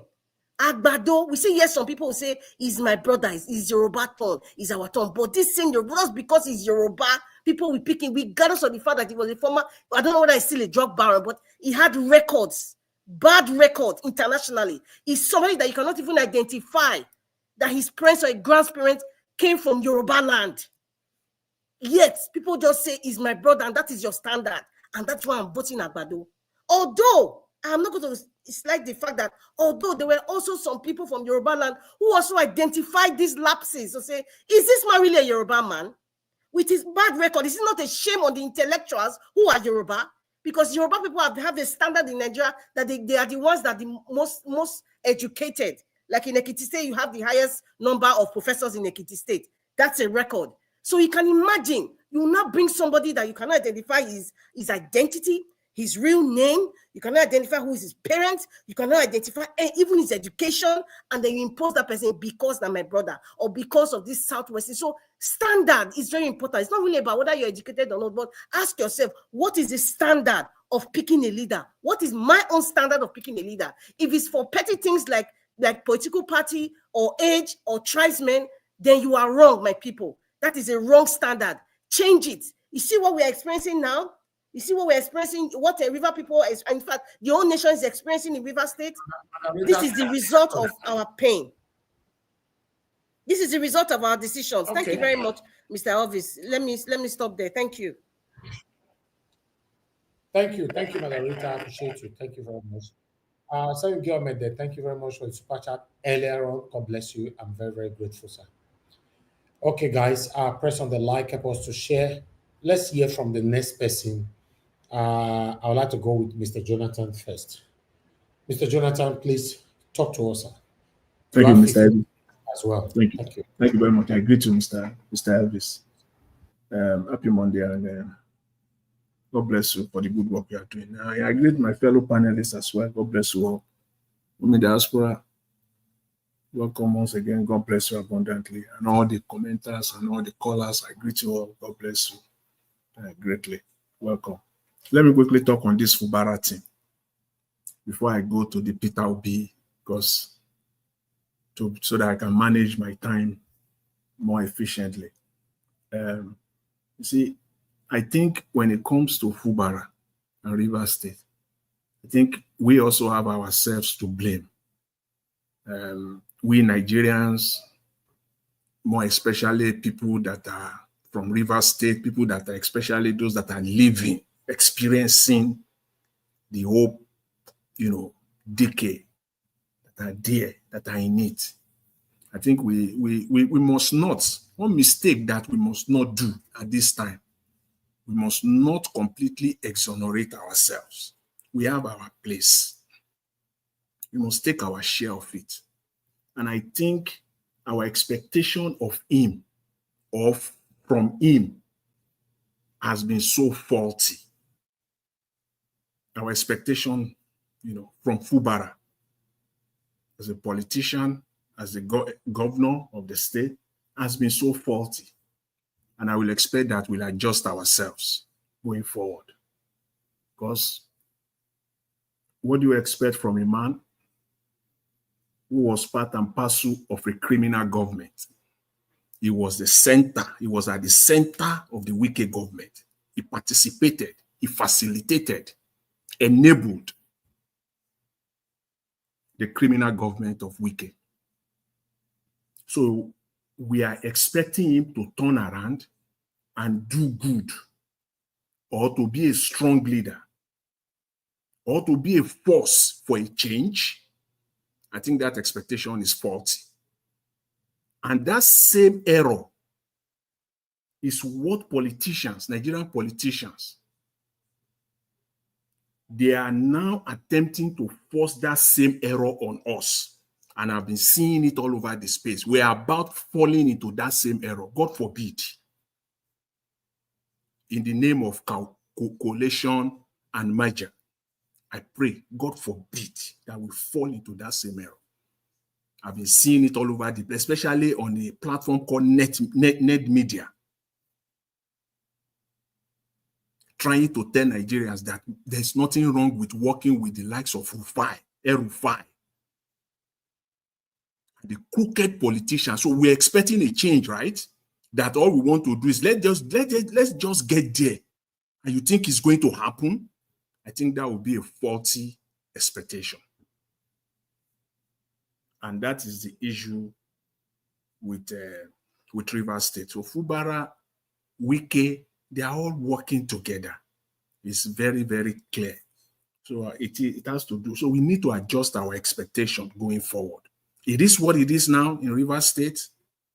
And for the sake of peace, as they will say, we just have to hang on and see how things pans out. That's what I think I want to say on that for now. You see, with respect to Mr. Peter Obi, I said shortly, we cannot, we cannot exonerate ourselves. And I'm coming from a political perspective.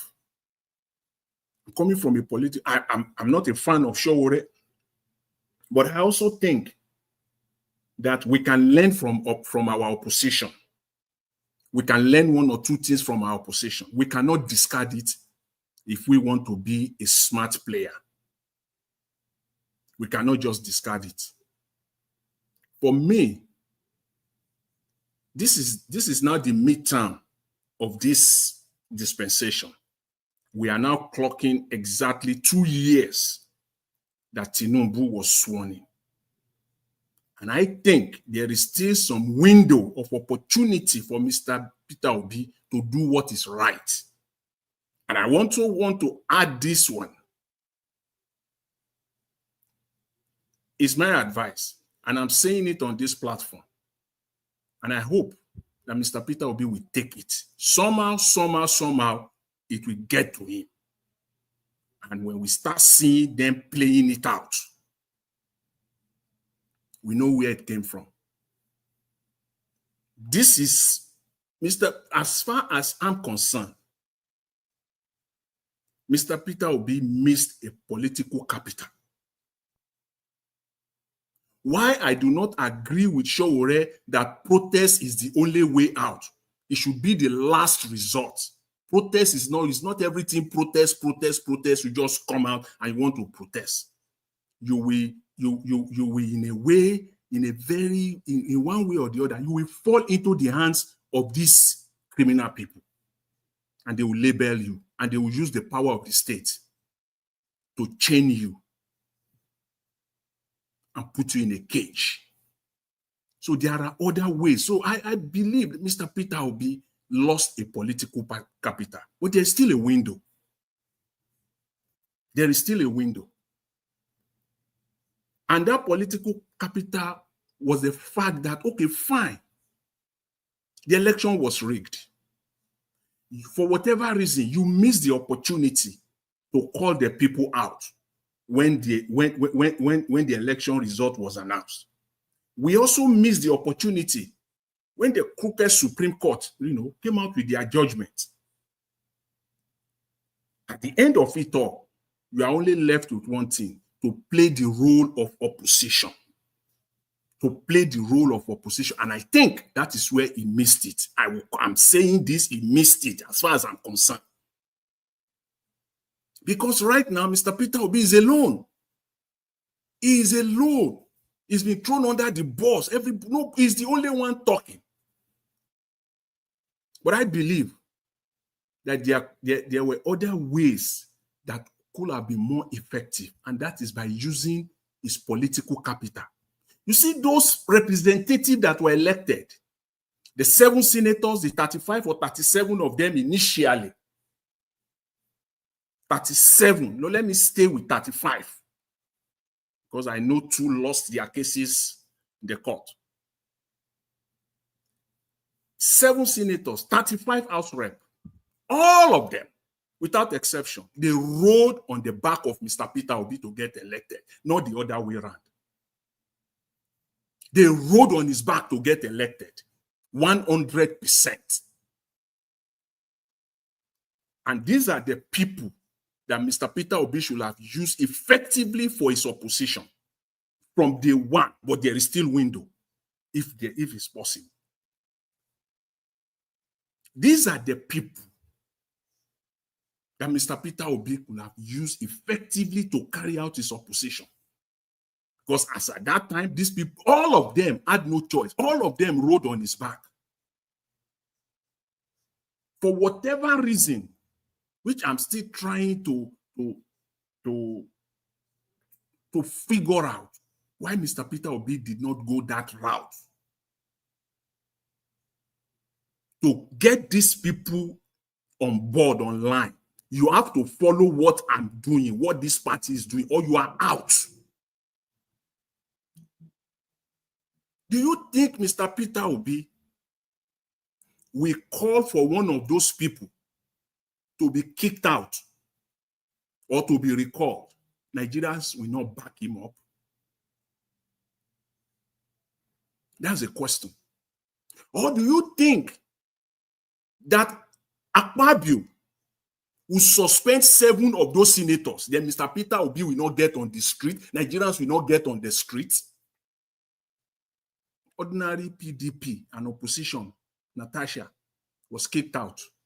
We know what is happening. Do you think that they want to suspend all the 7 of them? Or they want to, the Speaker of the House want to start the process to kick out 35 members of the House of Rep? I think that is where they missed it. I think that is where Mr. Peter Obi missed his political capital, which he could have used very, very effectively. And that is all everything is saying, everything that Mr. Peter Obi should have been coming through those people. They will stand side by side. And if nothing is done, he will call for their recall. You know, the process of recall.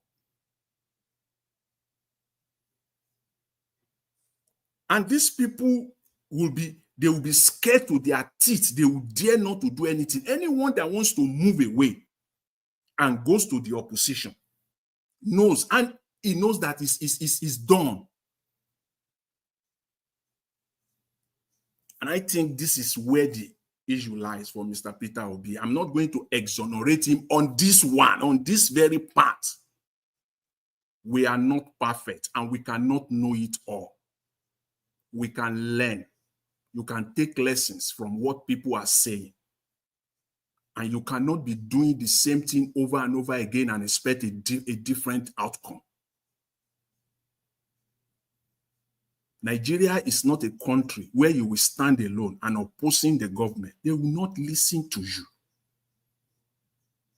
Whether we like it or not, Nigerian government listen to the people.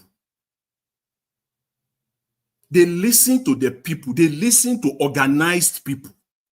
They listen to people that comes together, organize themselves. The Nigerian government listen to them, and they listen very fast because they know failure to do so, it is the beginning of their demise. They listen. So for whatever reason why Mr. Peter Obi did not go this route, I still don't understand it till today. Time will tell. Because again, each and every one of them, without exception, rode on your back to get there. Day one, all of them should have been caught. Your position should have been made known to them. You cannot go to the house and romance with the leadership. Period. You cannot do that. You cannot go to the house and support anything without us sitting together as a caucus to decide what and what, where we want to vote, how we are going to vote. That is the role of opposition. Can you see the colossal failure? A divided opposition inside, within the same party. Those in the house are doing their own thing, separately, completely different. 1,000 miles away from what Mr. Peter Obi has been doing. Day and night difference. They are doing their own thing differently. It shouldn't have been so. Before they cough, those guys in the Senate and in the House, Mr. Peter Obi must be aware. Before they sneeze, he must know. Because the road on his back is not the other way around. If it were to be the other way around, then they can shut him off. All of them. All of them, they rode on his back. And I believe these are the things his political advisor should have been saying to him. These are they still have time, there's still window. And to begin the process to ensure that, see, you don't do this, we will work, Mr. Peter Obi will work against you to make sure that you are not elected in that constituency, because he's going to raise up somebody else in that constituency. Yes, that is what Tinubu is playing. It's either you do it or you will lose the next election. In fact, the primary, you are gone already. Your name will not even be on the ballots. That is what Mr. Peter Obi should be doing. And there is still window for that. Each and every one of them should be called to order. I, Mr. Peter Obi, I will raise a candidate from that constituency against you.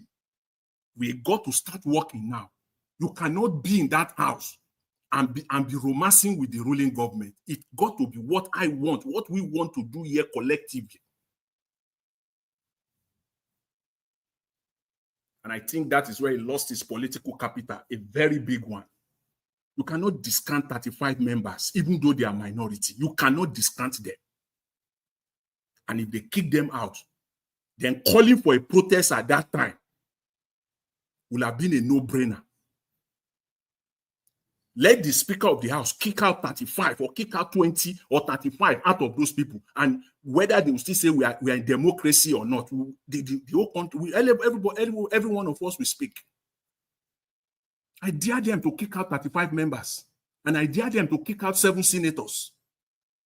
On what ground? That they are opposing your policies.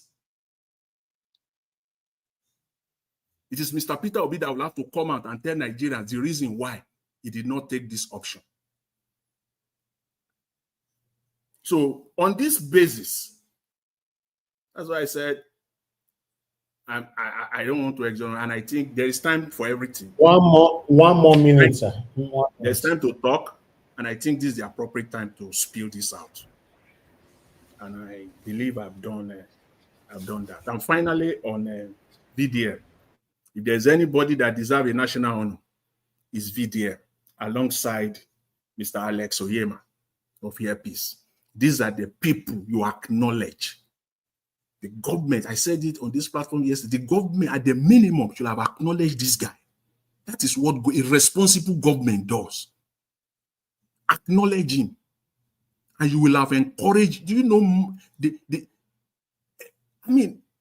hundreds, if not thousands of Nigerian youths that you will have encouraged them to go along that line, to be doing similar things. But they will not. They will not. Because it will not be advantageous to them.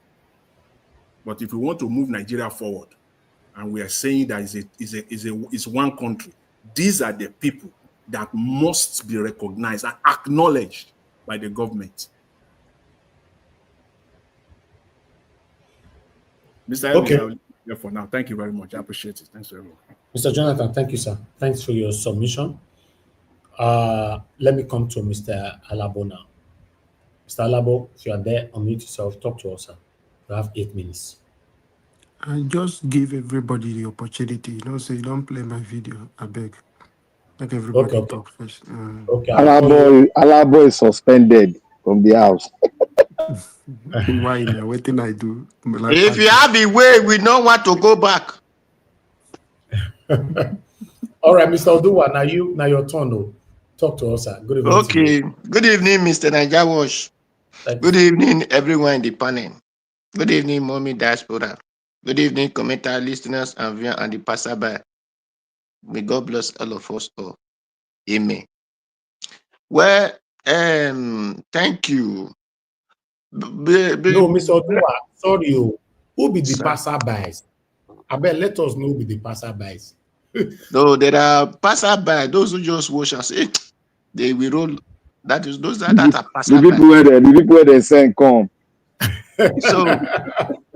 So all right, Madarita, I can see you. There is one proverb or one English people used to say that truth is bitter, but someone must say the truth. But in other hand, but on which mat do they test that truth is bitter?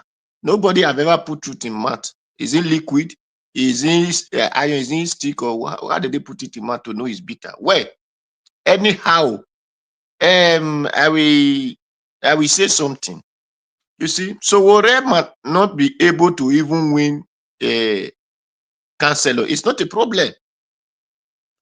No, to talk of being a governor or being a president or being, that is not a problem. What matter is what is him saying? Is it the truth or false?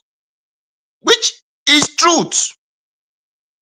When you said they take your rights from you, are you going to go into your room and be crying?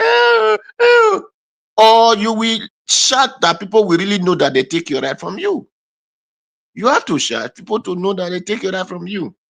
That was when they said, hey, they stole Annex stole their election from there, because I will not say Tinubu, because Tinubu was in his house when they said you win. When the Mahmudu group stole election, like the one that says one of the Labour Party that they did not pay these things, those are the people who stole election from the Nigerian people who went out and vote. I said everybody should have been in streets. No, even here, they will say, no, nobody should come out. They will just arrest. Unless Baba Naija was Black Panther. No, they will just hijack, like our woman that called just now, Sister Madarita. All of them say, no, nobody should come out. They will just hijack. I said, the truth of it, the only actions that will have made court to be afraid and say the truth, if people came out and defend their votes. And when people said Peter Obi cannot lead the vote, this thing, then we are getting arrested. My brother, if you know they steal something from you, you will show it that they stole it. When what give I use our brother in Edo State always give example. Our monkey governor. What do we call him? Adasoshemole. I was using it to give example that time.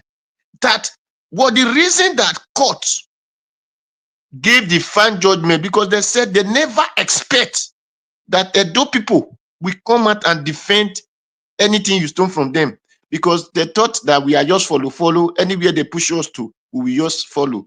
But when they see action, and they saw action, then no, I know these people have wake up. That was how the judge could not pervert that justice. And we are using it to give example. In that protest, Adasoshemole protested because he knew his right was stolen. So when people said, if Peter Big not come on, you arrest him, let them arrest him, and then we have form case against him. My brother, it is because we don't want the truth to be said. And Sowore will not win, we not even win one street. It doesn't matter. What matters is say the truth. And those who read Bible or who understand this parable, they said, when you know the truth shall make you free. But that is not really shall make you free. When you know the truth will make you free. Because the things that bother you and say, why this thing was not like this, why it's not like this. But by the time you now know the secret, you know, so oh, this is the reason it was like this, or it's not like this. So it make you free from that thing. So Sowore, God bless you. Despite that you and Peter Obi, you see him as one of, it doesn't matter. But what you said is the truth things.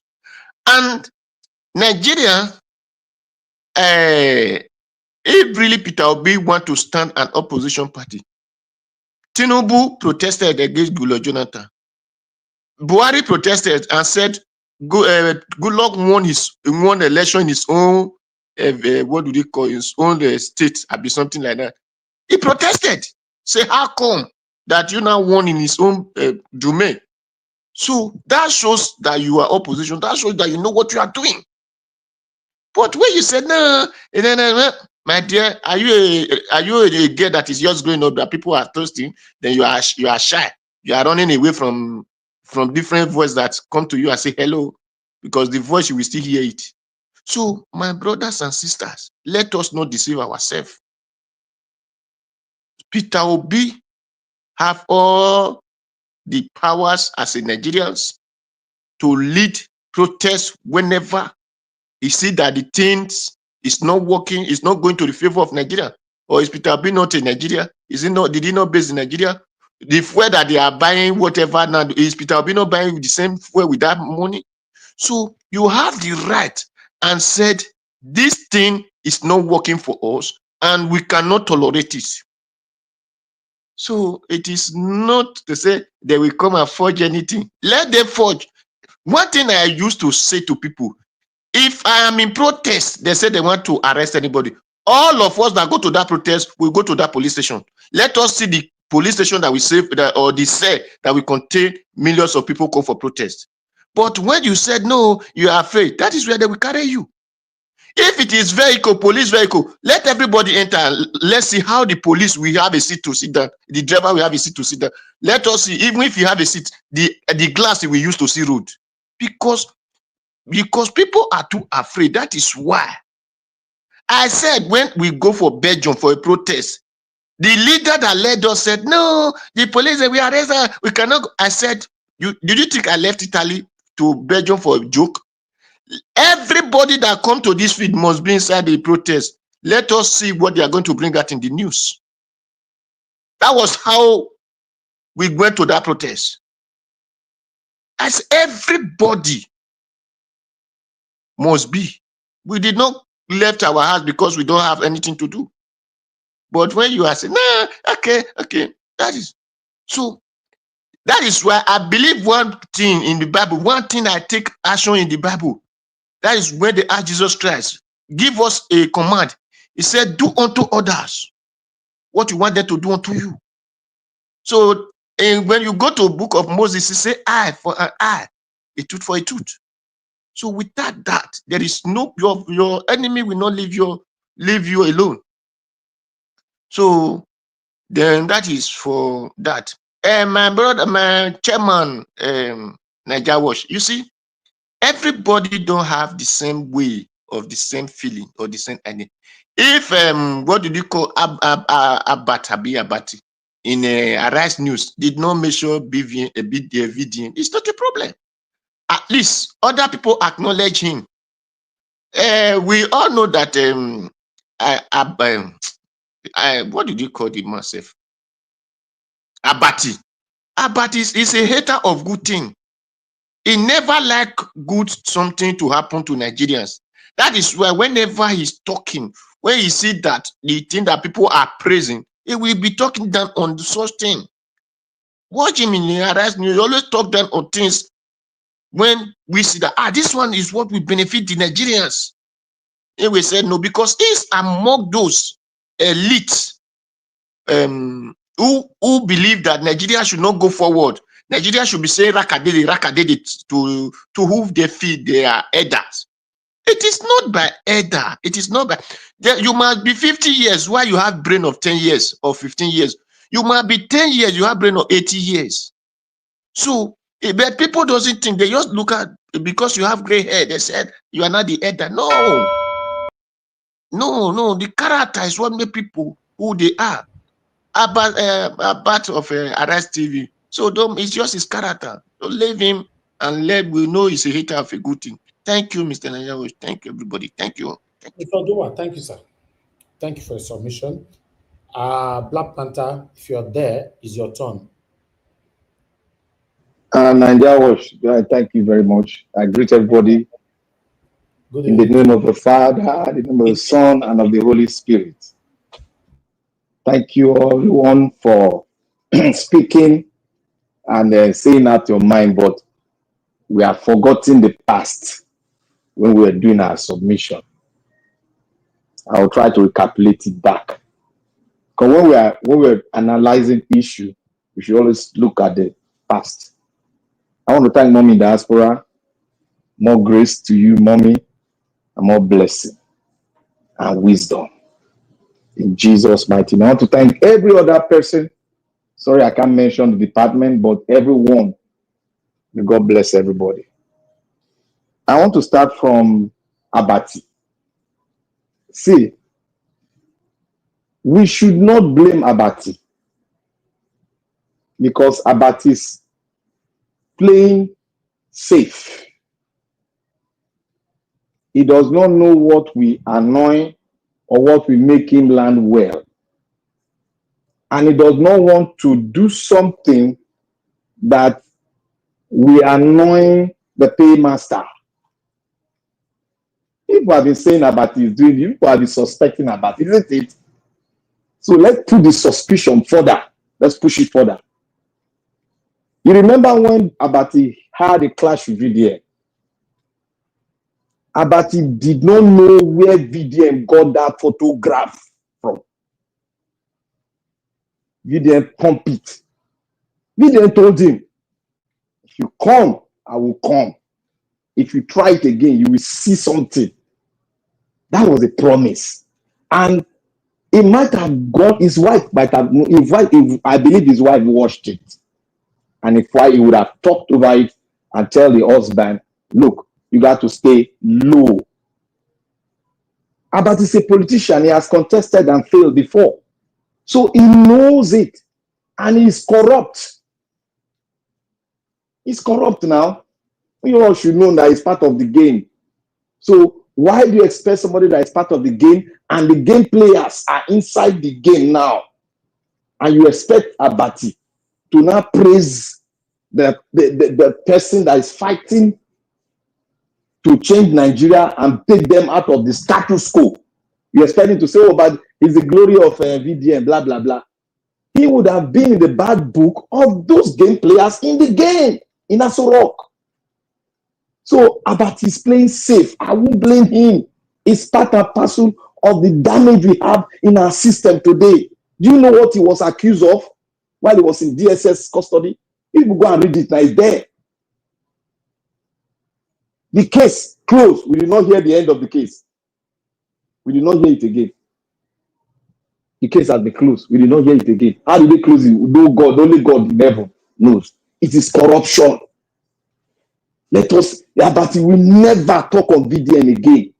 Because if he put mouth, he will do it wrongly, or he will stay on the fence and start to wiggle his tail like the tail of him, like a Doberman. And that tail might hit VDN for face. And VDN will get annoyed. And what happened again? He will bring another photograph. He's scared. He's scared to his toe. His toe is scared. He doesn't know what to do because he's on the side of the people that are destructive, that destroying the nation. He's just playing, I'm a journalist, I'm a doctor. Don't you know that anytime he talk, he say, I'm a doctor, I'm a doctor, I'm a doctor. He wants to use that to oppress people. You know, they fear on about you. They fear on so leave Abati, make Abati just dey corner. Okay, if you look at the other man that fought obedient, has he not, can he talk again? He can't talk again. He did for inside corner there. If you try him, they will push and go inside hole. So Nigeria is very delicate. Everybody wants to be very careful. Now I want to talk on the governor. You see, most of us,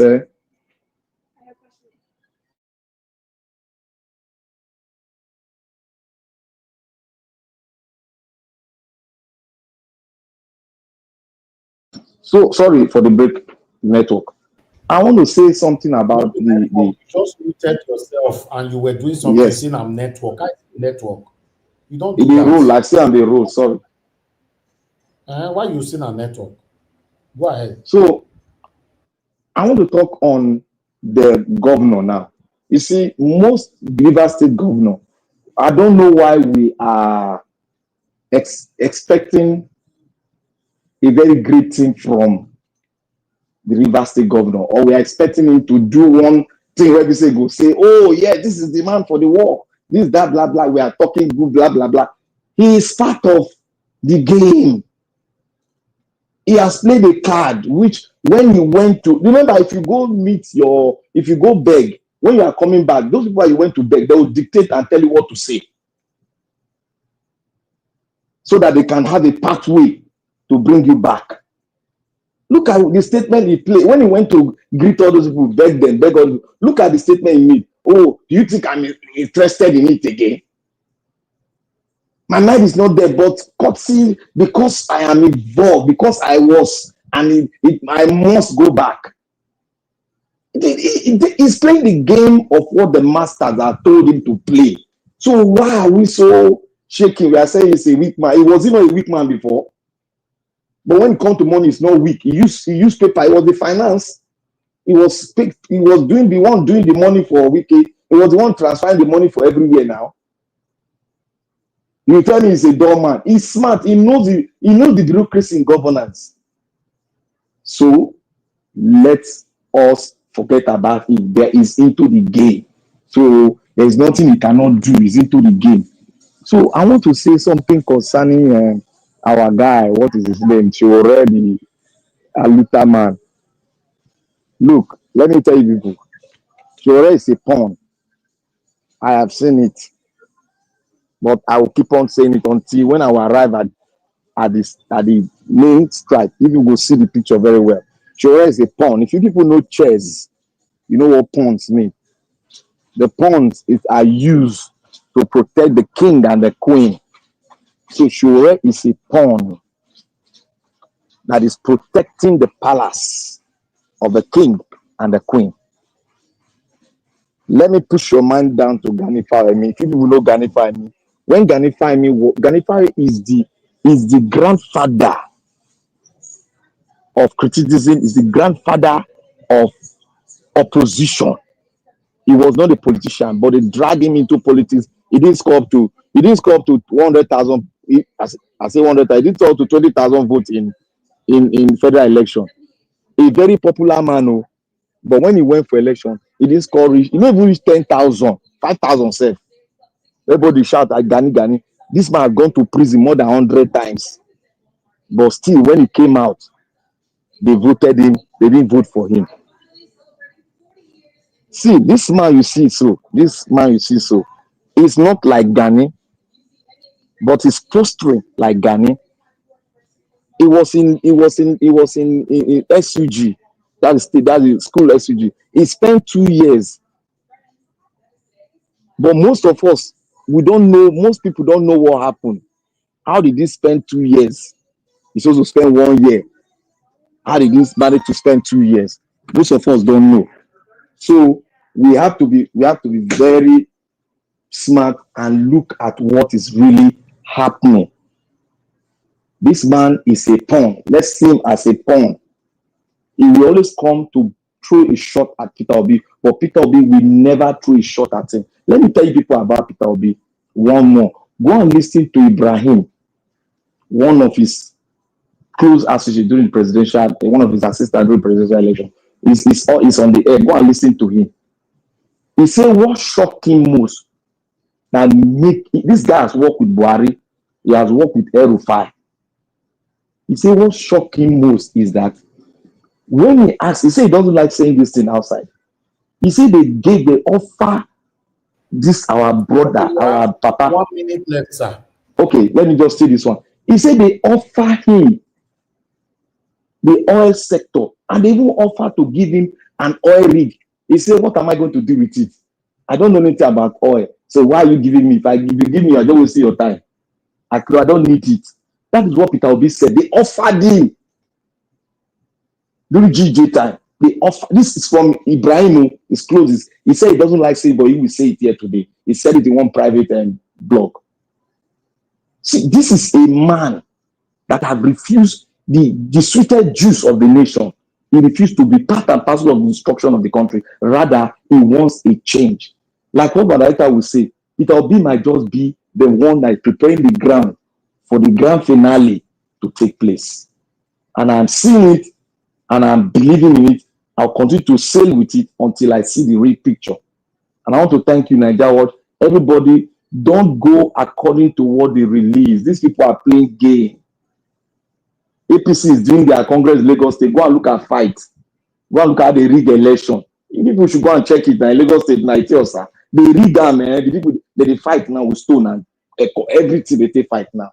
So we should look at them as they're just keeping the seat for the right people to come and take it. Nigeria will rise.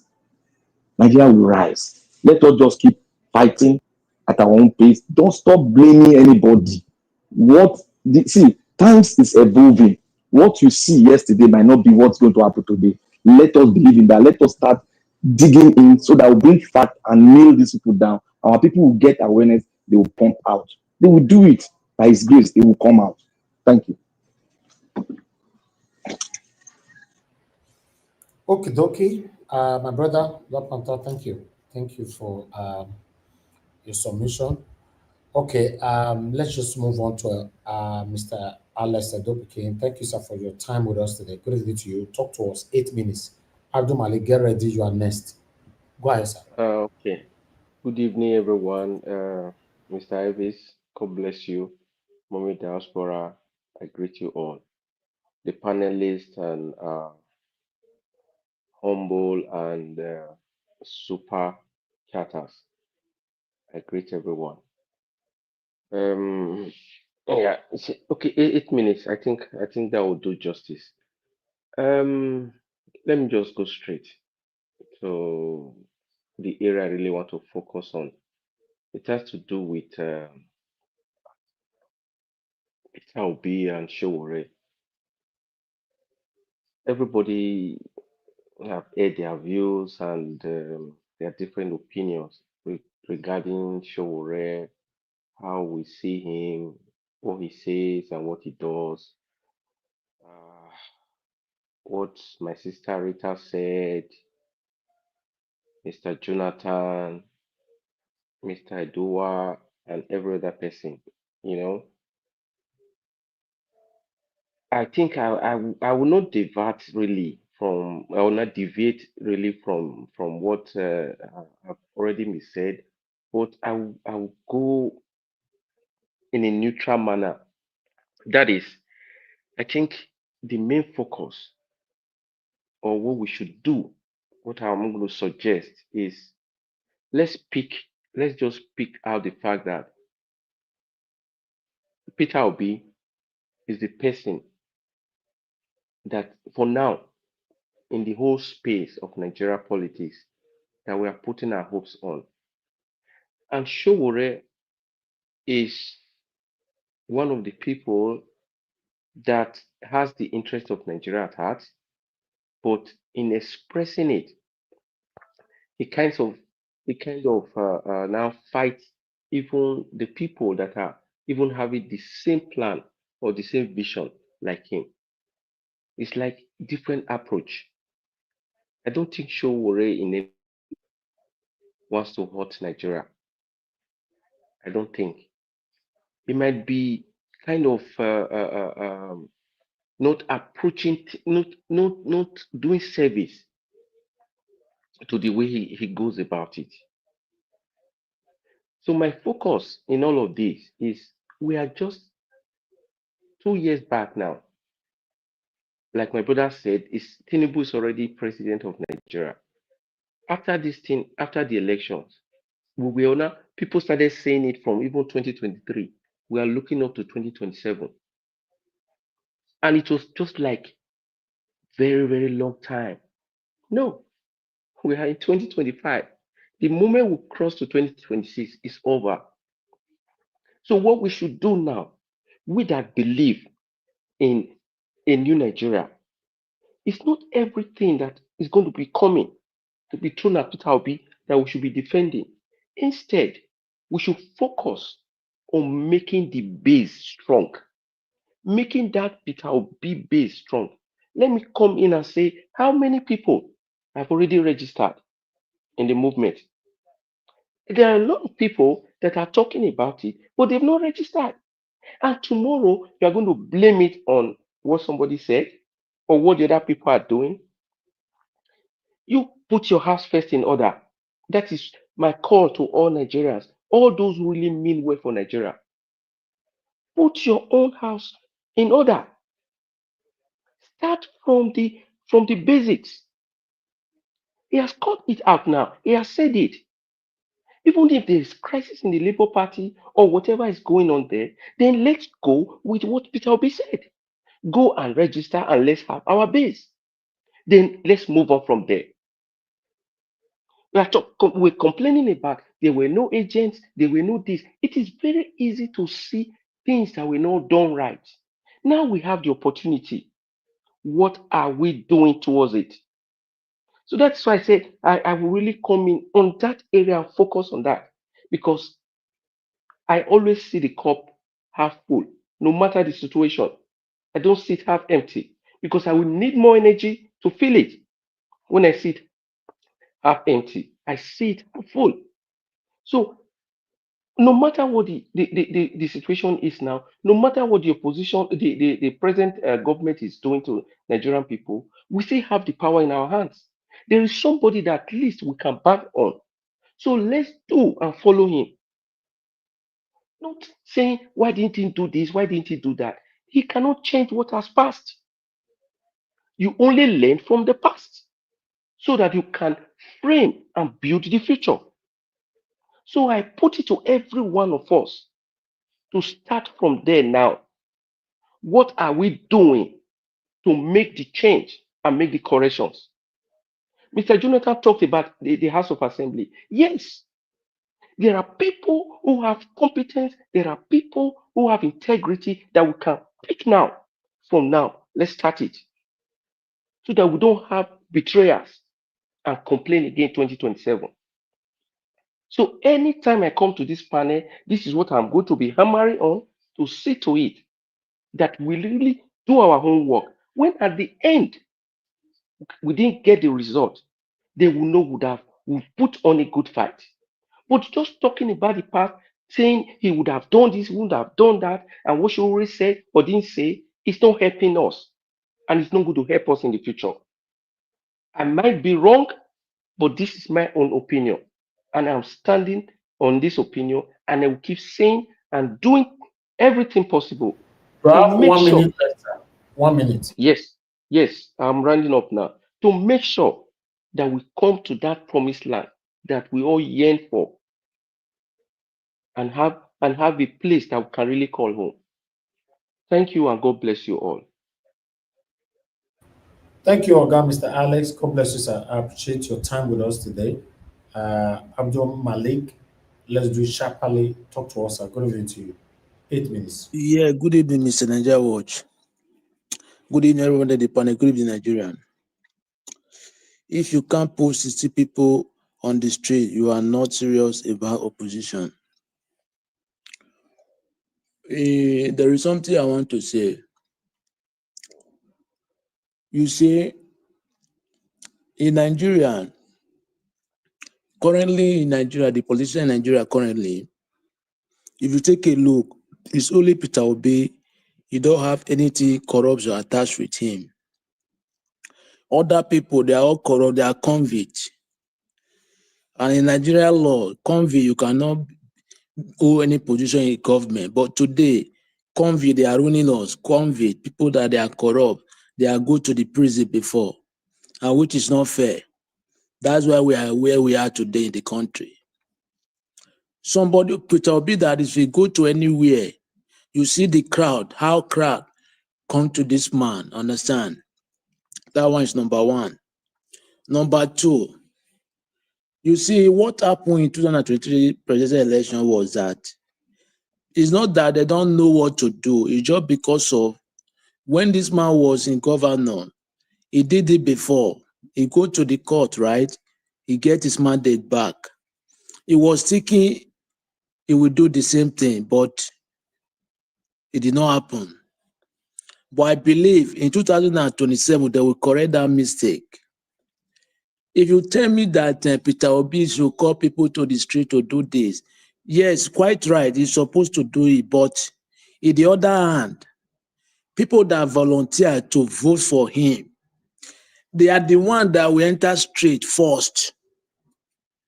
Even there is no need to call you because you volunteer to vote for him, right?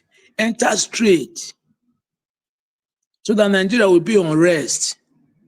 They will force themselves to do the right thing. Yeah, that is what they need. Yeah, no, as you volunteer to vote for, don't wait for him to call you because you want better Nigeria, right? There is something Nigeria was said, Mr. Nigeria was said. The hardship today currently did not affect Peter Obi. The man just want the country to be better. Yeah, if you take a look, it's true. And there is nothing we are affecting currently in Nigeria. He have what it takes to survive himself and his family. Yeah, it's true. Don't wait for him to call you. Enter straight. We will quickly forget. Abiola, 1993, right? Abiola is not the one that declared himself as an president. What happened after he arrest? Nobody come out again for him. I wish they turn up. They come out constantly. They will release it by force. They will release it by force. There is nothing will happen to Abiola. Yes. But after he arrests, everybody enter house. Because that is the country we find ourselves. Everybody's scared. They don't want to do that. Okay, how do you want the country to be better? Because those people, they are convicts. They are criminal. They don't mean well for you. Yes, see what is happening in Nigeria today. It's abnormal. For Fubara, this governor of Rivers State, I read something that he say for he don't want to come back there. If you take a look, you see the right thing because if Rivers State, what happened in Rivers State? After they declared that man, what is the name? That administration, after what Rivers State did, nobody come out for Fubara. Even with the Asari that was supporting him before, he denied him. He said that they don't know that it's not from Ijo.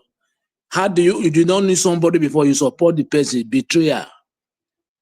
Yeah, that is the problem. Betrayer, trickster.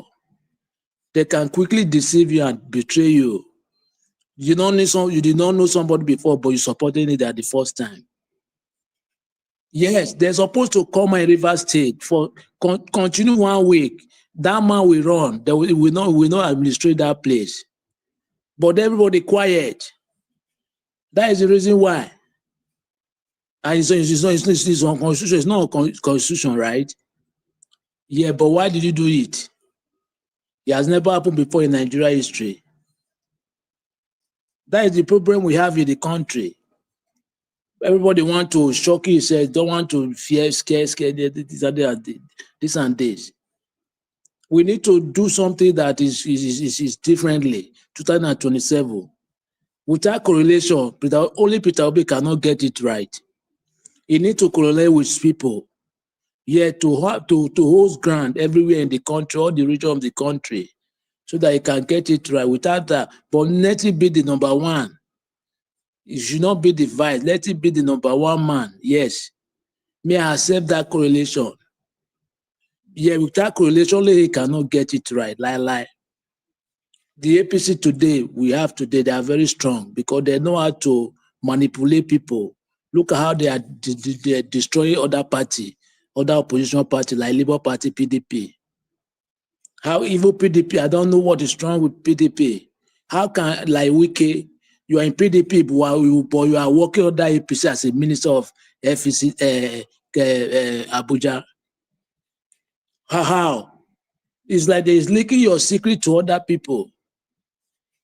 Why can't they suspend him? Even the meeting they hold Wednesday for where I watched that one. He attended the meeting. I don't really know Nigeria politics, how they are playing their politics. Just like prostitutes, you don't have choice. We need to get it right. What happened in 2027, we should not repeat itself again. All the leakage, they need to tackle it well. I believe they will get it right. Thank you very much, Mr. Nigeria Watch. Oga Abdul Malik. Thank you, sir. God bless you. Okay, the last person on the panel will be Stay Humble. Stay Humble, it's good to have you on the show, sir. I beg talk to us. What do you need to do? 8 minutes. Yeah, good evening. I'm really happy to be here. Thanks for the opportunity you've given me to speak. I just want to talk about Nigeria Watch. Now maybe the last person. No. Okay. No, I said I will call you with the final submission. And so we'll agree just now. Go ahead, Stay Humble. Okay, so regarding what Black Panther is saying about Ruben Abati. No, but most of our media practitioners, yeah, they are neck deep, in this thing. Yeah, so it's not peculiar to Ruben Abati really. I think it's something that is really common. Media thing is not lucrative. Being a journalist or an on-air personality doesn't really pay that much. So they're usually in cahoots with the establishment. So they dictate what they say and what they put out there, whether in the mainstream or even on the social media space. Yeah, so it's not about Ruben Abati. It cuts across even the influencers, what have you, because Tinubu himself, one of his strategies is to be very, very in good terms with the media, and he uses the media massively, in his political machinations. So, that's not a Ruben Abati thing. It cuts across, the media people. Regarding Sowore, I think that Sowore and Peter Obi, have different ideologies. Really, I believe Sowore is a member of the controlled opposition. He doesn't like Tinubu. He despises Tinubu. But Tinubu really doesn't see him as a threat, just because if you know Tinubu well, one of his political strategies is tribe. So for the optics, he doesn't want to give the impression that the West is divided. So whatever they say, he wouldn't really be aggressive in handling them. Sowore has discovered something that so many people like Reno Mokri had been doing and cashing out on. He's discovered that Peter Obi is one name that will make you trend, right? So whenever you are making any input in the public, any discussion, any narrative, and you mention Peter Obi, you're likely to gain, viewership and some following. So he's just using P2B to continue to be very relevant. Yeah, yeah, because his sponsors would want him to show, for their funding and everything. So he is still very much wanting to be relevant. So he's using P2V to do so. Yeah, so it's not something that should be a surprise to anyone. Regarding what's happening, all those issues, defections, and what have you. One thing that I like about P2V's strategies is that he recognizes the power of the Nigerian diaspora, and that has been a key element of his political campaigns and so on, which is very good. Because I've said many times here, I've always said, that the Nigerian diaspora is really, really key.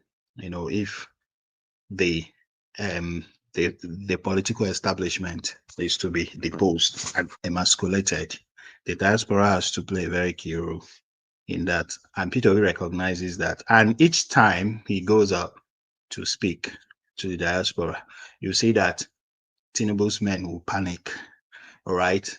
Yeah, then will do something to give the impression that they are scoring political points. Either governors or their godfathers defecting to APC, or in going to Anambra, going there to show that, that he's winning. Yeah, but they all panic, So Peter Obi is very calm. They don't know his strategies, so they want to give people the impression that they are winning. Yeah, but they are not. They are really panicking because they know the power of the people. Yeah, so I think that should really encourage us, to continue doing what we are doing, to continue speaking, to continue pushing, and then hopefully we'll get there to where we want to be as a nation.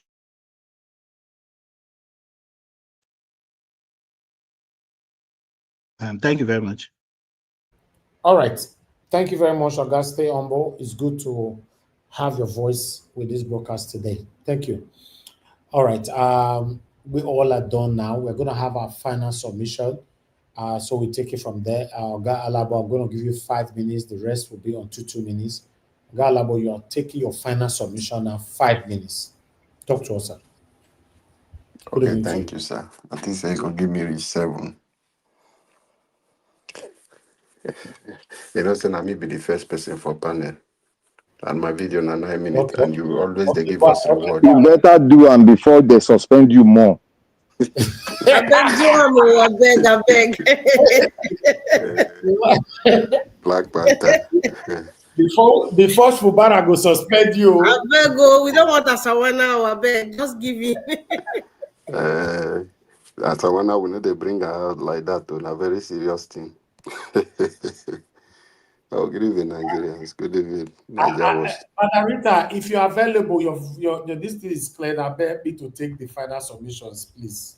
Okay, thank you. Thank you. Okay, Prince Alabo, you have 7 minutes. Right on. All right, thank you, Madam Rita. Thank you, Mommy Diaspora. Thank you, the backroom staff. I appreciate everyone. And let me start. If you go back to Facebook, you will see my comment on this Niger Watch earlier because of what the last speaker just said. Sowore It's not Peter Obi. Peter Obi is not Sowore. Peter Obi has his own way of doing things. Mr. Najawash, I can never be like you. I can never behave like you.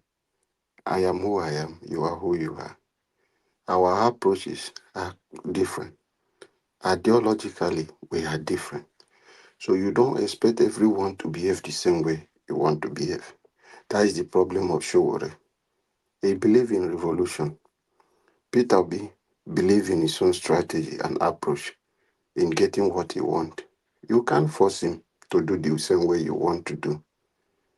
Peter B speaking alone on daily basis is the same thing I make on my comment on Facebook.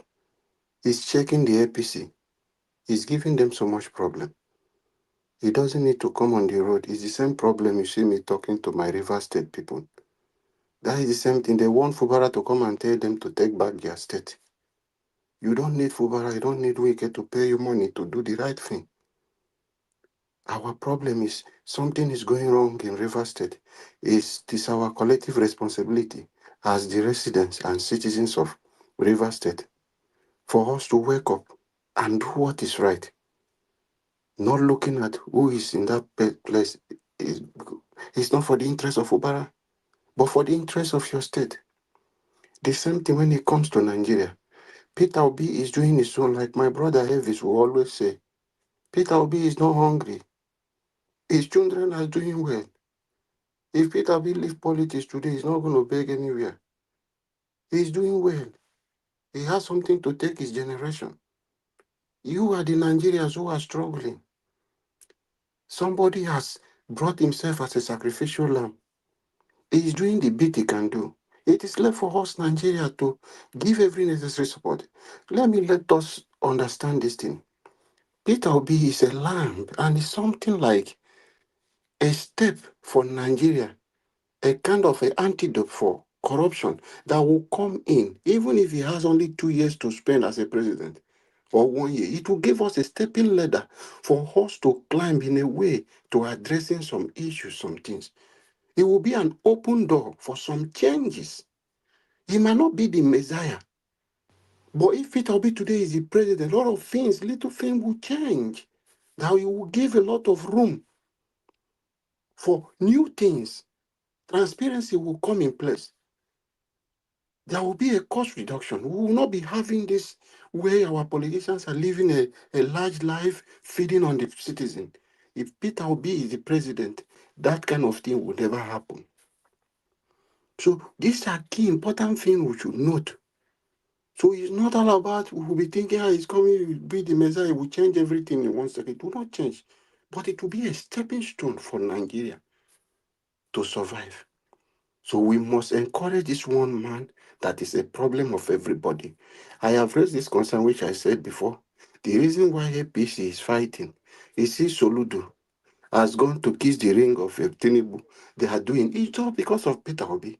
If it is not a headache for them, they will not be doing. The essence of this agenda of North and South is because of Peter Obi. They are doing everything possible to knock him out, to poison the heart of youth. That is why Sowore, sometimes I feel Sowore is being sponsored. It's just a problem that they use in coming to distract the youth. Because I don't think Sowore is ready to be the president. How do you want to ready to be the president? You don't want to do any coalition. You don't want to work. You call everybody. So you will just go and destroy Tinubu, but they will just carry Nigeria and give to you to rule because of revolution. It doesn't work like that now.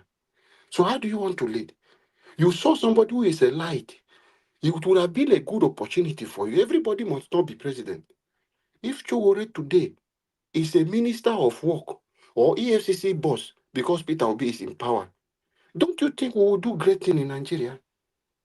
So sometimes you should look at those things. It's not about coming. So if he keeps on coming to attack Peter Obi, it means it will be clear to Nigeria that Sowore is up to something. He's not even ready for the change he's calling. It's working for some people.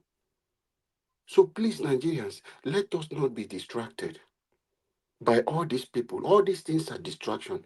2027 is between Nigerians and the APC government.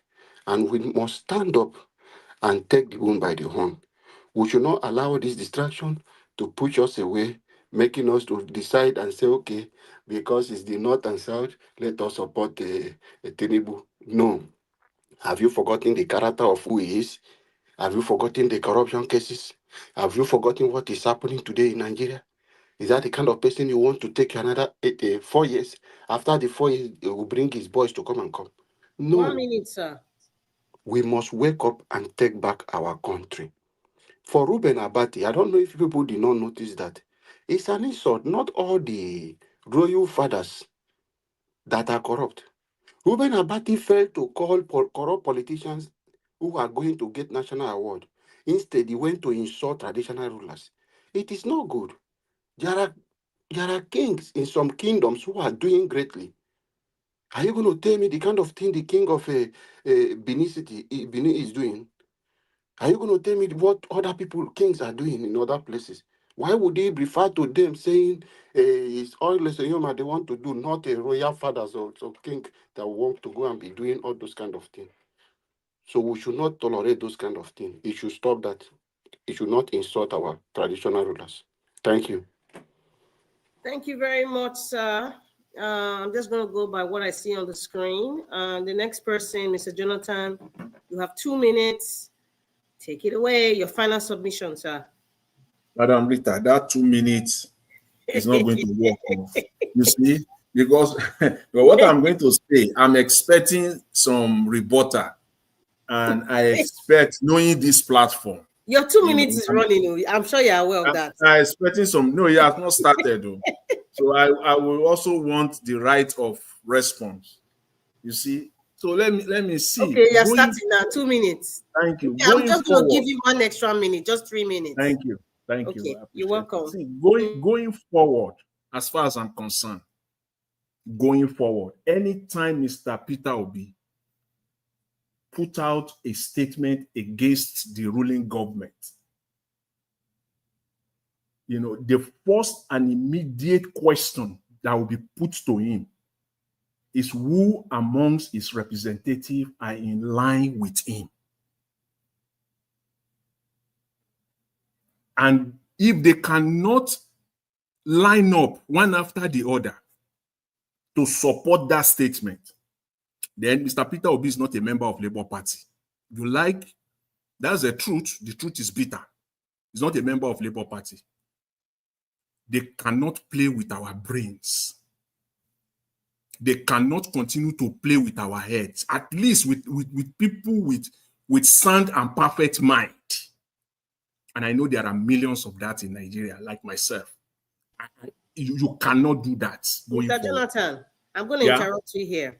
Yeah. That is not a prerequisite to determine one's allegiance. It Can is. I finish, sir, for It you is to in say the scheme. If they don't it is. See, don't let us be Mr. Jonathan, unless we Okay. have someone like Sowore's media station or Arise TV, go and meet somebody who's from Labour Party, for example, Madam Kingigbe, and ask her about Peter Obi's opinions. Then we will make our judgment. But if they're silent, I will not. It will be unfair to say silence in this case is complacency, or it's not complacency, or it's not. How do you? So somebody we just talk here. How do you know the minds of your politicians or your representative? So it's just when they keep quiet. Is it not when they come out and they talk?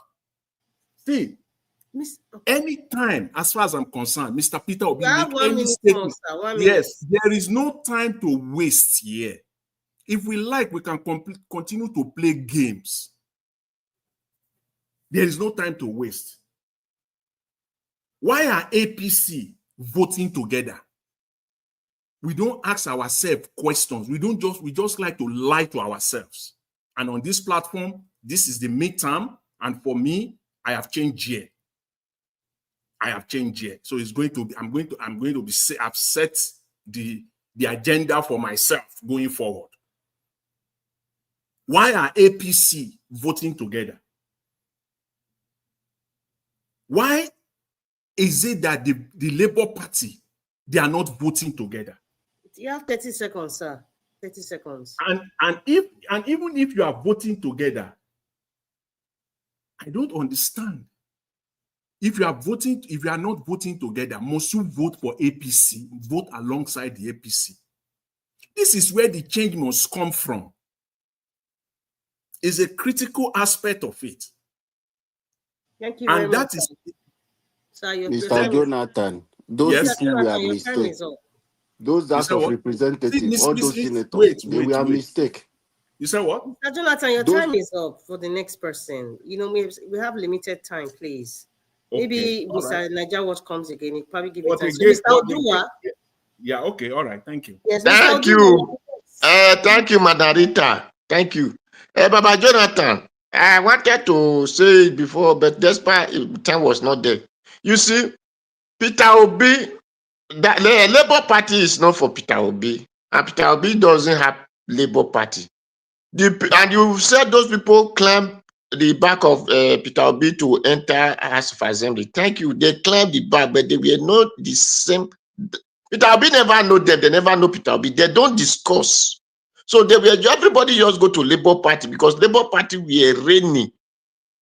And that is how those people won election. They don't have the same agenda. They don't have the same agenda. And Labour Party don't even have the agenda that Nigeria need now. The only party I will tell you have the agenda of Nigeria now is Sowore Party, AAC. If you do anyhow, you see any party. So that is only one. But the thing is, Peter Obi can never have space there because two master cannot drive the same, two driver cannot stay on the same steady. Because if they see pothole, one want to escape through this side, the other want to escape through the other side. That is only party that really will have stand. But Sowore will not give that space to him because Sowore believe all this Christ supposed to be following him, which is not. If I were Sowore, if Nigeria said this the person they win, I will support that person.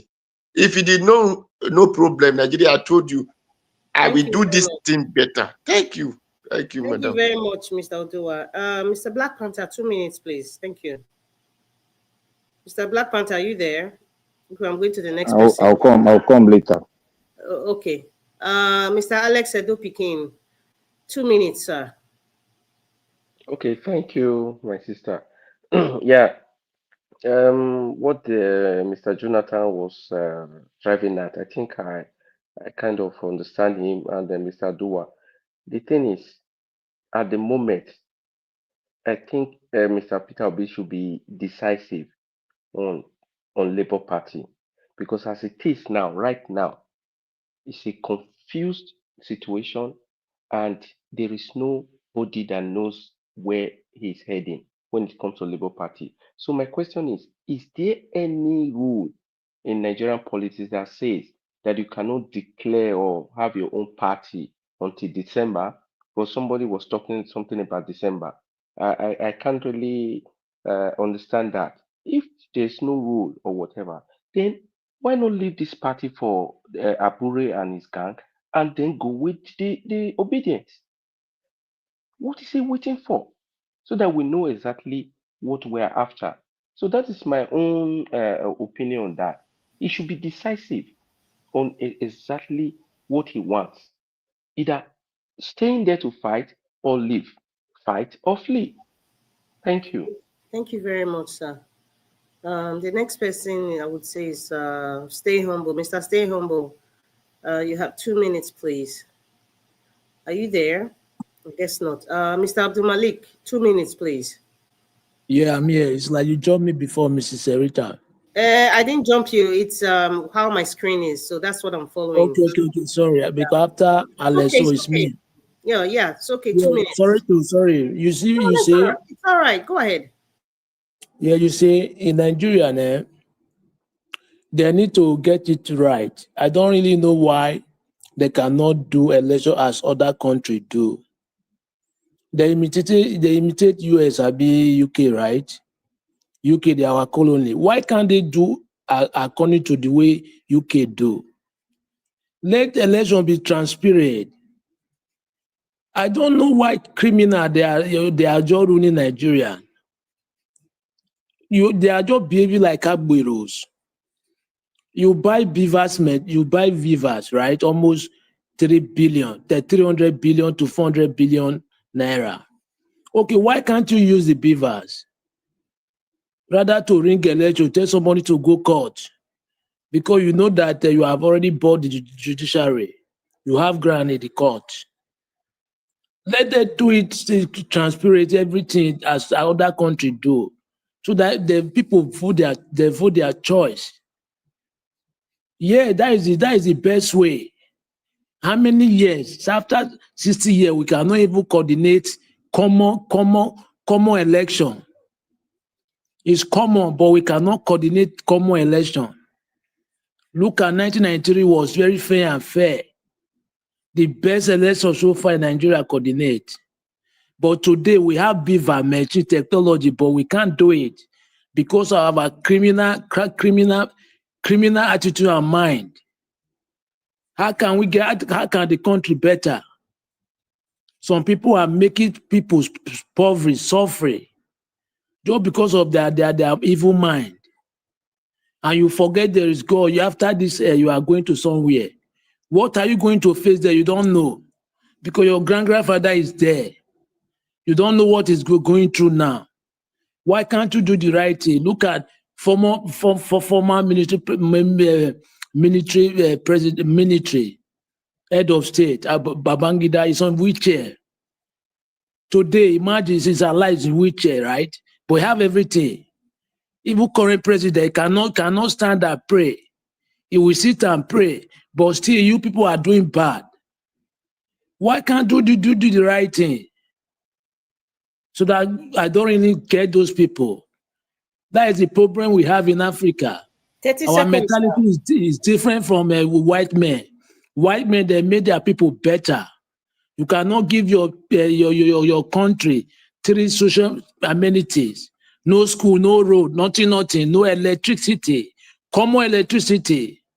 Thought I will fire on for that country. Thank you very much. Thank you very much, Mr. Malik. All the insults. First time in history, Mr. Malik.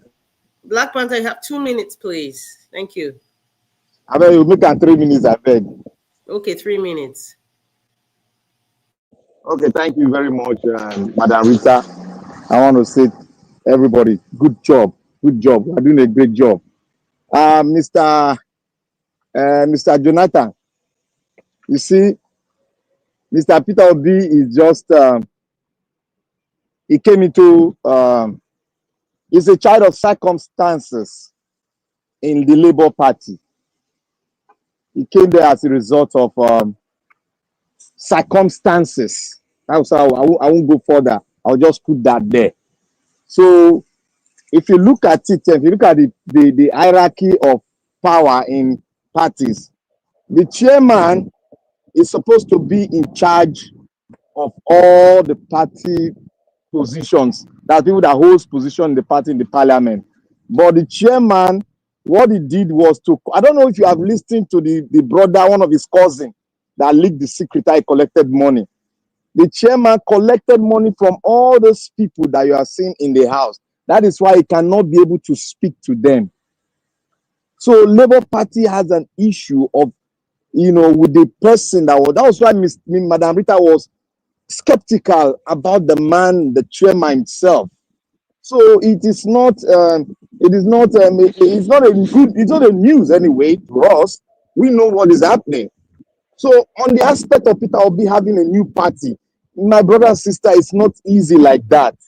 It requires a lot of things, finances, and look at the blockade of the road before them. You think these people will allow him to get a party? That's the question. You think these people will allow him to get a party now? That's the question. But we can easily say it. But a man that has been isolated from his own friend, they are running.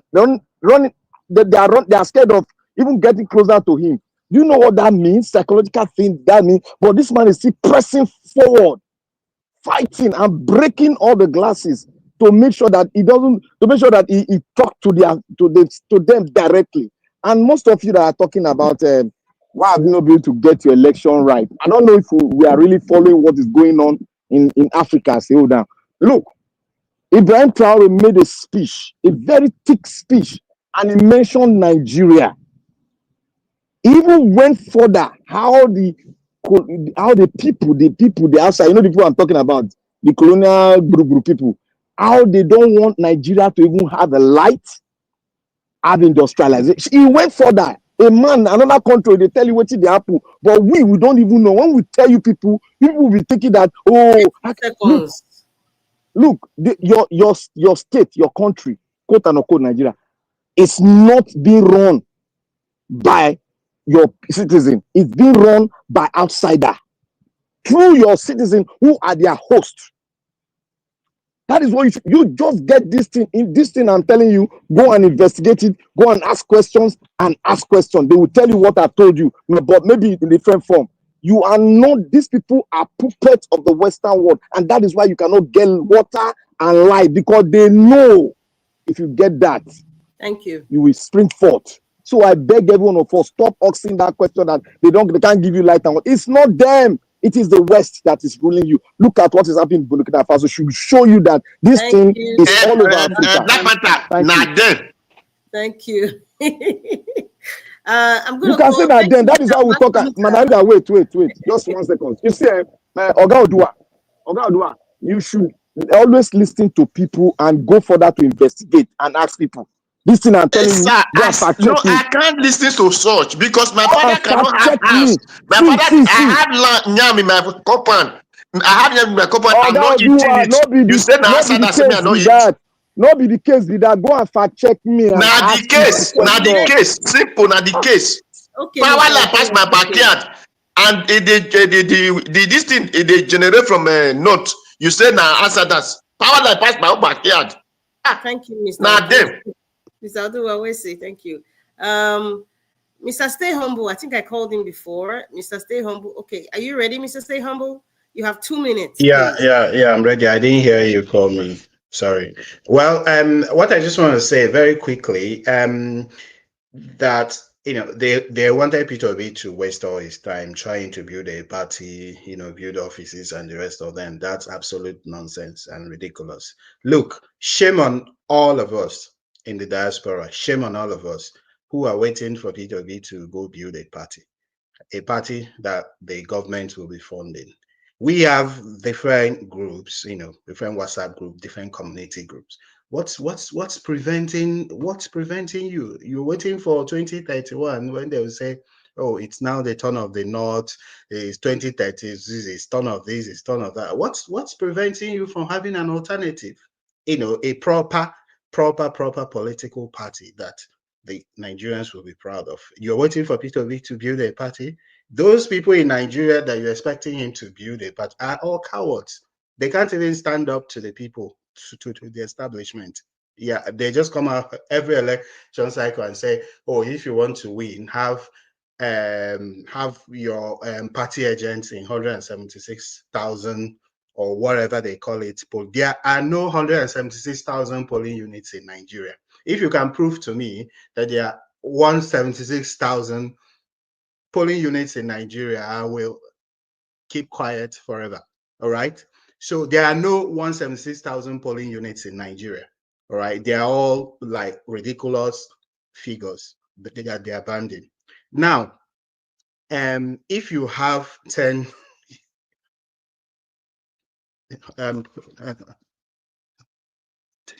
party agents per polling unit, you're spending 2 billion naira to pay the agents. Now, 20 political parties will spend 40 billion naira. 40 billion naira will fix our health care system. So we should not wait for Peter Obi to build a political party. The Nigerian diaspora should 30 seconds, please. Thank you very much. No, I said 30 seconds, sir. I don't know if, are you done? Yeah, I'm done. Thank you. You don't finish. Now, so stay on what they're doing on. Stay on, but thank you very much, sir. My comment is this, in my observation, I feel that Peter Obi is planning something that we don't know, and he doesn't want to reveal it yet. He's possibly planning a different political party. And I think that's what's part of the registration for the Obedient movement, that was launched, was it early this month or late last month? So that's my feeling. It's on the way, but they're still looking at the optics, and you know, it's a really big risk. If Peter Obi has to fund this new party, it requires a lot of money. It requires a lot of money, and a man who is very passionate to make Nigeria better, I see Peter Obi as he's willing, because I mean, he doesn't live a very frivolous life. I mean, based on what I have seen, and so money is really not something that he puts so much value to per se, you know. But I believe that there's a political party that's coming up. Yes, I believe, and I will not be surprised by the end of this year. I will probably see it's been announced. Madam Rita. I haven't finished my submission. Thank you. There's something Mr. Oduwa said. Mr. Oduwa said, the people in the Federal House of Representatives right now, who are under the Labour Party, well, I think majority of them have jumped to APC, but many of them got to their position on the back of Mr. Peter Obi. I think Mr. Obi said that too initially, and that's true. So therefore, Mr. Jonathan, don't expect that when Peter Obi is making a comment that they will support him. Don't expect that, because they don't fall into the same ideology. That's what Mr. Odu was saying. It's true. They just use his name, use his popular name, used his campaign optics, and then they got the seat, because they know that Nigerians were tired of APC and Buhari's government, so they didn't care who. They know that Nigerians were just going to vote Labour for all the sticker. They were going to thump in Labour. So it's not like, you know, they were the same ideology as Peter Obi. They followed him through the campaign and they were really, really interested. So now you're not expecting this same set of people, and 90% of them have swung to APC, to now support or make a comment on Peter Obi. In fact, I think many of them who will come out eventually, or many of them who are not coming out to either speak for or against Peter Obi, I think it's due to conscience. Because they don't want people to lash them. Because anybody who was in Labour Party now and comes out on national TV to discredit what Peter Obi is saying, that person will be lashed, trust me. Or if somebody who was a senator under the Labour Party using Peter Obi has not swung, because they're all swingers, I call them swingers, they've all swung to APC now. So if that person comes out now and goes against Peter Obi, people will eat them raw on social media. They know that. So that's why everybody is playing silent, and that's why they're quiet. So I will not say, or I will not make a final judgment to say, anytime Peter Obi makes a comment or a statement about the state of the nation, I will expect that all the Labour Party and support the people in the National Assembly now, for example, now, you know, who are Labour Party, went under the Labour Party and party to get that position, should say something else. Peter Obi is not a Labour Party. Peter Obi has made several statements. And this man, Alex Oti has not made a comment. The only time we hear Alex Oti make a comment is when you have a media person actually ask him about what Peter Obi said. Madam Rita, so you cannot make a judgment like that. That's Madam Rita, I can make that is my own judgment. They cannot play fine, but I'm just trying That's my own brain. But I have a question for you. You can answer it while you are making your submission now. If I agree with what you are saying, and I want to be pressed to go along with you, will you also, at the same time, with this your position, that Mr. Peter Obi is still a member of Labour Party? Mr. Peter Obi is still a member of Labour Party because he said He's so. He's still a member of Labour. Then you are neither here nor there. Mr. Jonathan. Mr. Jonathan, can I say something, Mr. Madarita? He said, I am a member of the Labour Party. Why would I not be denied for him? It's not. You have not called me. If wait, now I don't call you. I thought you don't call. I know 5 minutes to give him. The first time now, I give you 7 minutes. That is my first time now. No, that's not your first time. Your first time was this man, I will go suspend you. I mean, I won't talk. That was my first submission. No, your video, now be your first submission. Okay. Mr. Elvis said so. Your first submission was your video, and I gave you. My chairman, you said it should Nigeria should let other people talk. So that was Yes. that's okay. When you come the Yes. second time, I give you 5 minutes. It's Yes. supposed to be 2 minutes. Yes, I did that because I wanted everybody to talk for me to talk last because you Okay, already present part of my it's video. not over That yet. was Okay, what I talk Sorry, your said. it's two not minutes over. now. Mr. Your two Jonathan minutes. was Give him a speaking. two. No. I I was am the the one. first No, person listen, on I'm the the one panel. anchoring this. I will make the And the decision with first Black person on Panther. the panel always have I a agree, 15 sir. Can minutes you to mute 20 yourself, sir, minutes. so we can go ahead? Let's not exchange banters on this. Can you just mute yourself, sir? I wanted Mr. Jonathan to finish what he was saying. Mr. Jonathan, you were saying something. Could you just finish it, please? Yeah, I was saying that there is no way anyone can eat his cake and have it on this one. That those Labour Party representatives, Senate and House, they are on their own. They just use Labour Party, use Mr. Peter Obi. Now they are on their own, doing their own thing. At the same time, Mr. Peter Obi is still a member of that party. Please, don't. Mr. Jonathan, I think don't. what you are. Okay, have you spoken? Because I really want to. No, Yes. what does he want Mr. Peter Obi to do first? What do you want No, Mr. Obi to do? listen, Mr. Jonathan, Mr. No, Obi is let me answer that question. Let me answer it now. Mr. Peter Obi must come clean and clear. How? He will come This is clean it when now. his party is when he has created that new party. If that's the word clean that you want to talk about, because No, Madam Rita, let him talk. Let him talk. They are I beg. I won't understand that. They are messing up people's brains. If Mr. Peter Obi, right, is a member of Labour Party, right, the representative of his party must align. It cannot be that 100% of them will not align with him. It cannot be. And if 100% of them are not aligning with him, then there are two different parties. Mr. Jonathan. Mr. Jonathan, you are getting it wrong. Oh, you are getting it wrong. You know what? Please, Black Panther, don't speak. Mr. Jonathan, thank you very much. I think Peace Alabo should just speak now. Peace Alabo, you have 2 minutes, sir. I'm not giving it 2 minutes, and I'll go back to Mr. Elvis. Mr. Prince Alabo. We're waiting for Prince Alabo. It's 2 minutes, sir. Then Mr. Elvis will take it after that. Yes, I'm here. Madam Rita, thank you. Mr. Jonathan, those people, remember what happened? The obedient movement took place and everybody jumped into the camp of Peter Obi. They ride on the back of Peter Obi to get away. Not that because Peter Obi knew any of them. No, he doesn't know them. The only people Peter Obi can have a conversation with them will listen. It's only the man from the senator from his state, which he knows those ones. Is it Ume and the other one the House of Rep that also stood up, and the ones from Abia State also, which OT can control. But the rest people from other places, like the one from Edo State, who is fighting Natasha, is those people you will say Peter Obi can.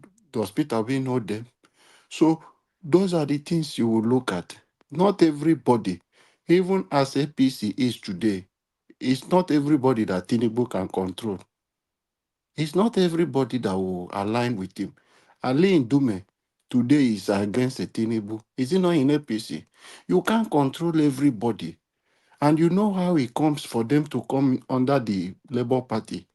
It was just that way, and some of them had the opportunity.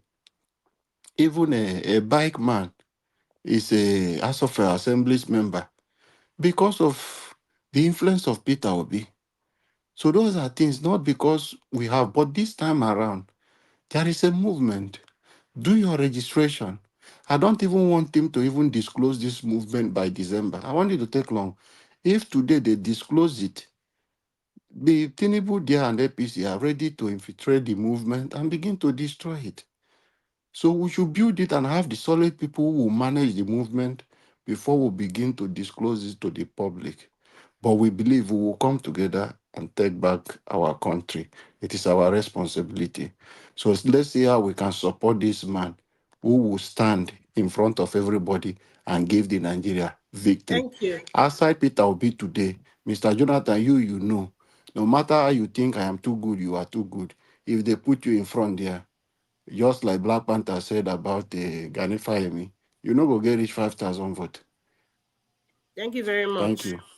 And I think he will get more than 5,000 votes, sir. Mr. Elvis, are you there? Mr. Elvis You is know not why? responding. You know why? Mr. do Royal Rumble small now. Okay, everybody should do Royal Rumble now. You know why? You know why? You know why those people? You know why those people? They say like, we are all human beings. We are not perfect. You know why? The reason is because just like what we're seeing now, Sowore, who wants to be president? I've stated it here. I can even say it now. See, Mr. Peter Obi is a great administrator, perhaps not a political strategist. A great administrator, a man with policies that can transform the entire country, but not a strategic politician. Those are two different things, just as you will see an activist different from a politician. I think I would agree with that. That's why I said Obi is not the one that's going to, He's not a political strategist. The same mistake that Sowore is making now. There is not, you may not be the president of a country, but you can hold so much power, have so much clout, because you are controlling probably dozens of senators. You are controlling maybe about 50 House of Rep members. They are under your belt. You have dozens and dozens of local government area under your belt. Essentially, you are in charge of the federal government of Nigeria, because when you cough, when you sneeze alone, Mr. Jonathan, they all go to bed. Mr. Jonathan, yes. See what you are saying now. It's when a party is in power, absolute power. Then the second thing that you said again that I would say, let me tell you, the second thing, there is what we call party hierarchy. Peter Obi is not a monk. Peter Obi is just an elder. He's just an elder. He doesn't have any position there. Why are you trying to defend Mr. Obi to a No, fault? I am not defending according to Labour Party. Wait now. According to Labour Party. Mr. Peter Obi carry a lot of clout. Wait. People are looking at it as popularity. See, on the party hierarchy, Peter Obi is just a member and an elder. Yes. So you don't talk under the premises of what you know. So now publicize what you know to overpower it. Okay, one question for you. Just one question. Do you think today, if Mr. Peter Obi raise your hand, let's say you are from Anambra South, federal constituency, and that Mr. Obi raise your hand today and say you will be the candidate of the party, the senatorial candidate of the party, what do you think will happen? Don't you think it will not cause a rumble? Just as you just said now. Baba Jonathan, it is not a rumble, but that the government is small. Yeah. It's politics Baba Jonathan. now. Yes. You know, I respect all your view, but when it comes to this party of Peter Obi, Labour Party, whether Peter Obi doesn't have anything. That Labour Party, my late sister is among the founders of that party. So as fast it's just, you know, when you don't have a house, as a person who did not have a house, all house key belongs to him. I told you that Peter Obi, I said it's the thing. Peter Obi is just a tenant. So he should be looking for another house that we accommodate him. But he refused. People refuse to understand. That is just the truth. Do you know that? See, if Mr. Peter Obi is a political strategist, before the end of this year, Mr. Peter Obi and Sowore will be sitting side by side. If he's a yes, you're right. No. Sowore is not a politician. Wait. I said if Mr. Peter Obi is a political strategist. Wait. Let me say this. You see, Sowore is not a politician. Sowore does not understand the simple rudiment of politics. What do you call him then? A spoiler. He's an activist. He's a pawn. So Sowore, if you look at Sowore, if you look at the amount of time Sowore talks on directly to Tinubu, it's just about 3% compared to what he's talking to somebody that is like him in the struggle. fighting for every Nigerian. Then is that not the person that Mr. Peter Obi should Peter Obi use has to given him coalesce with? an Peter olive Obi, branch, but he Mr. Jonathan, refused. let me tell you He something. refused Black olive Panther, branch now. no verse. Black Panther, no verse. Mr. Jonathan, Sowore, with his own mouth, have said Peter Obi has approached him. Peter Obi have tried. But Sowore is Thank somebody you, my who is brother. inside the public It doesn't to work destroy like Peter that. Obi. Guys, And one see, thing, it doesn't Mr. work like Jonathan, that. See, Mr. Jonathan, yeah. look at in labor hierarchy in the political party, Dr. Oti, which is the governor of Abia State, is like the leader of the party as it is when you come to elected officer and the senators and the House of Rep member, then the State House of Assemblies. Peter Obi is Let just me a ask member. you guys. You guys are saying that. See, you are talking of Labour Party. We're talking about the political system in Nigeria. We are talking about the system, not Yeah, Labour Party. the only person, Baba Jonathan, they are not political strategists. They are not. Sowore and Peter Obi are not good political strategized people. That is just the truth. Wait, which position was Mr. Tinubu holding between 2015 and 2023 that he has such political, strength and force? He's a good strategist person. Now, if you are a good strategist, that is the point. You don't have to. Sowore and Obi are not good strategist people. Jonathan, that is the truth. See, Jonathan, wait. A criminal to an innocent man. Ogalabo, wait. You dey miss am too.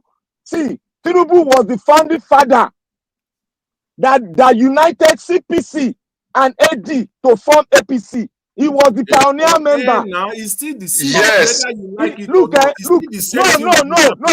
No. Tinubu is the driving. Who brought crowd to Labour Party? Tinubu is the financier. Wait, let me tell you now. Black Panther, we know what you talk. We agree. No, let me go further. Wait, we won't give you the answer. We agree. You don't need to explain. We know. Even talk, that's why I say a Miloko is my turn because that was our agreement.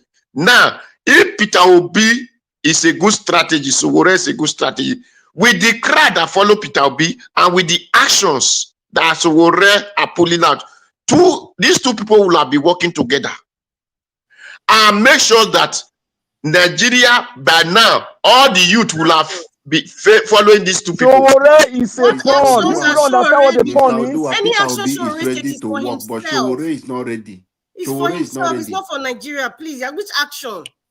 But my people, it's like we did miss something though. Sowore, from the beginning, he has already said it. Yes. He doesn't see any other politician worthy enough that he can work with. You cannot do it alone. That is where the problem is. Sowore not see anybody will get anything for head or get any strategy apart from himself. Sowore is a pawn. He's a pawn. He can die to any place. He's a pawn. No man is an island, for God's sake. You want the betterment of Nigeria, but you don't want to work with any Nigeria.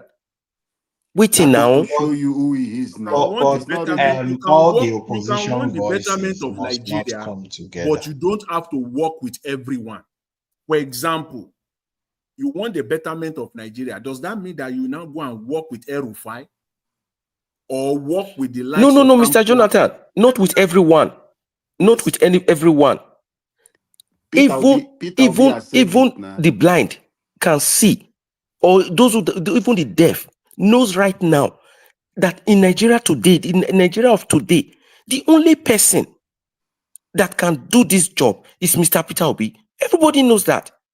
That was why he was able within 6 months to do what he did. That has never been done in Nigeria before. So why is it that Mr. Sowore is denying this? He's even denying Nigerians and telling them, you guys don't know what you are doing. Millions voted for him. But you don't regard this man. But you want everybody to come and worship you.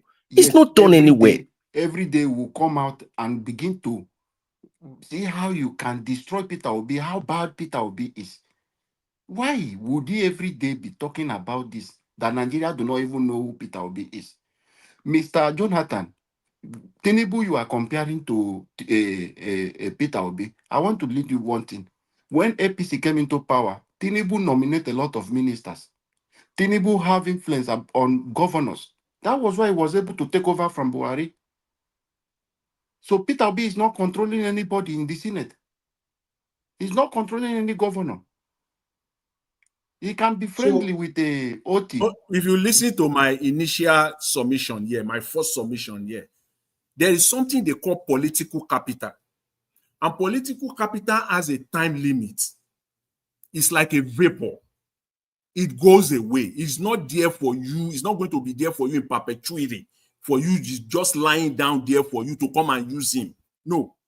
That political capital, and I said it, politically was there for Mr. Peter Obi at a point in time.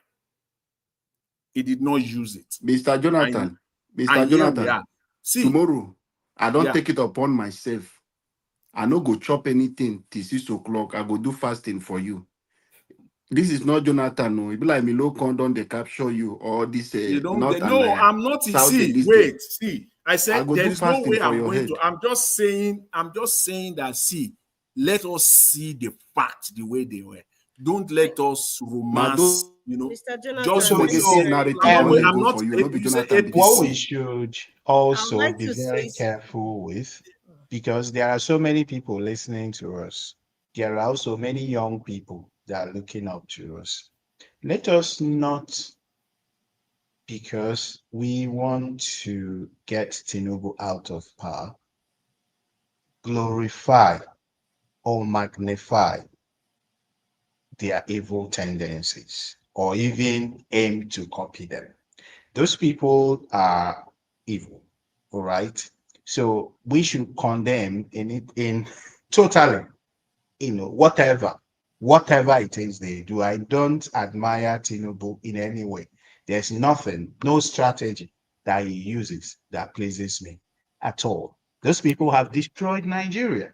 Millions of Nigerians don't even have access to even drinking water. Thank you, my brother. Mr. Jonathan. So let us also be very careful that it is not just about. You see why they raise this concern? They sell this narrative to a lot of people. There are some people that they get conversation with. It's the same thing they are singing. People are buying this idea now. Nobody's recognizing which idea? Excuse me. Hello. This idea of destroying Peter Obi, destroying other people who will come to contest.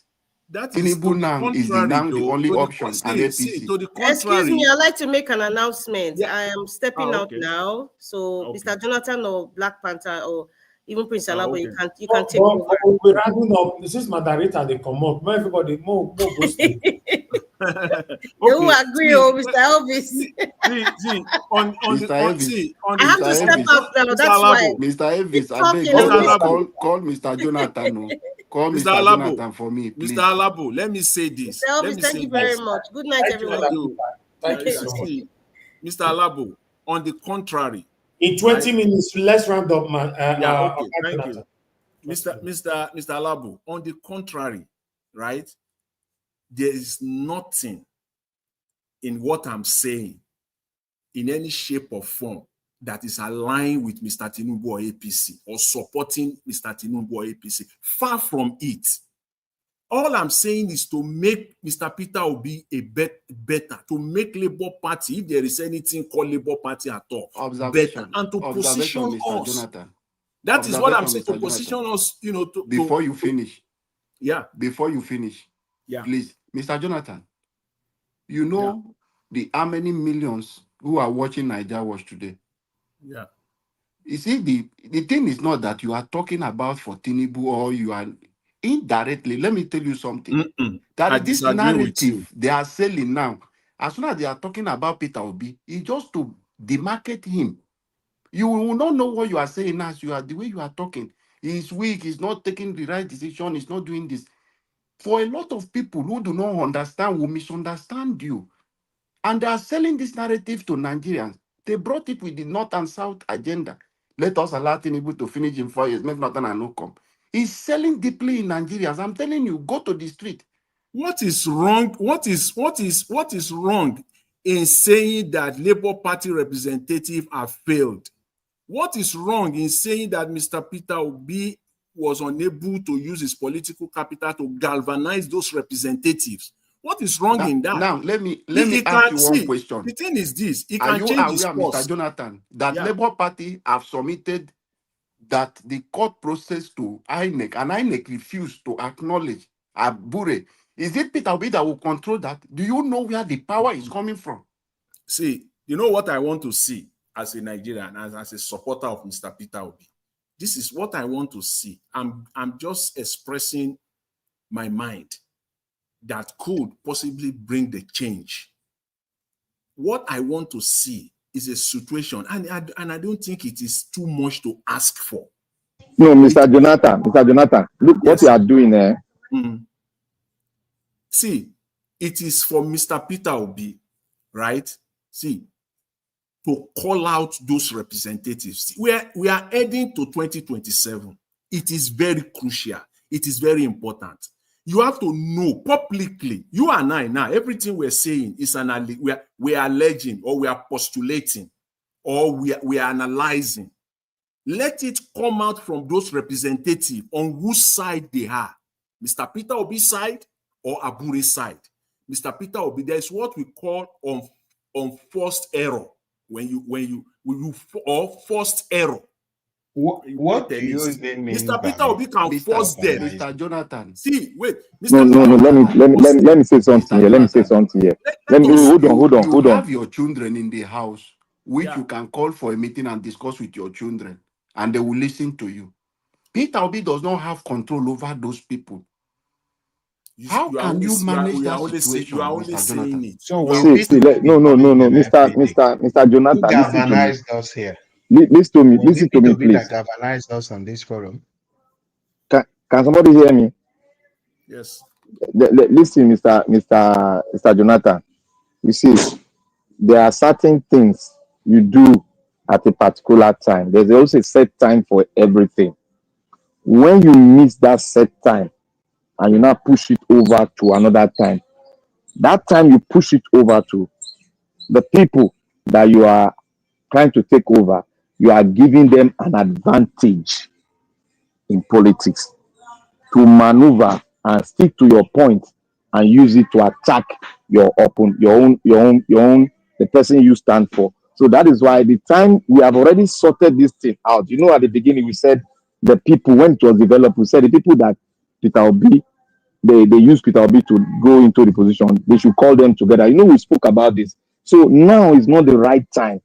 What our brother just said, it's now time for us to strategize and enhance how we are going to maneuver it and get what we want in the next election if they want to participate. Exactly. That is what we should be talking about now. This is what I have been hammering on.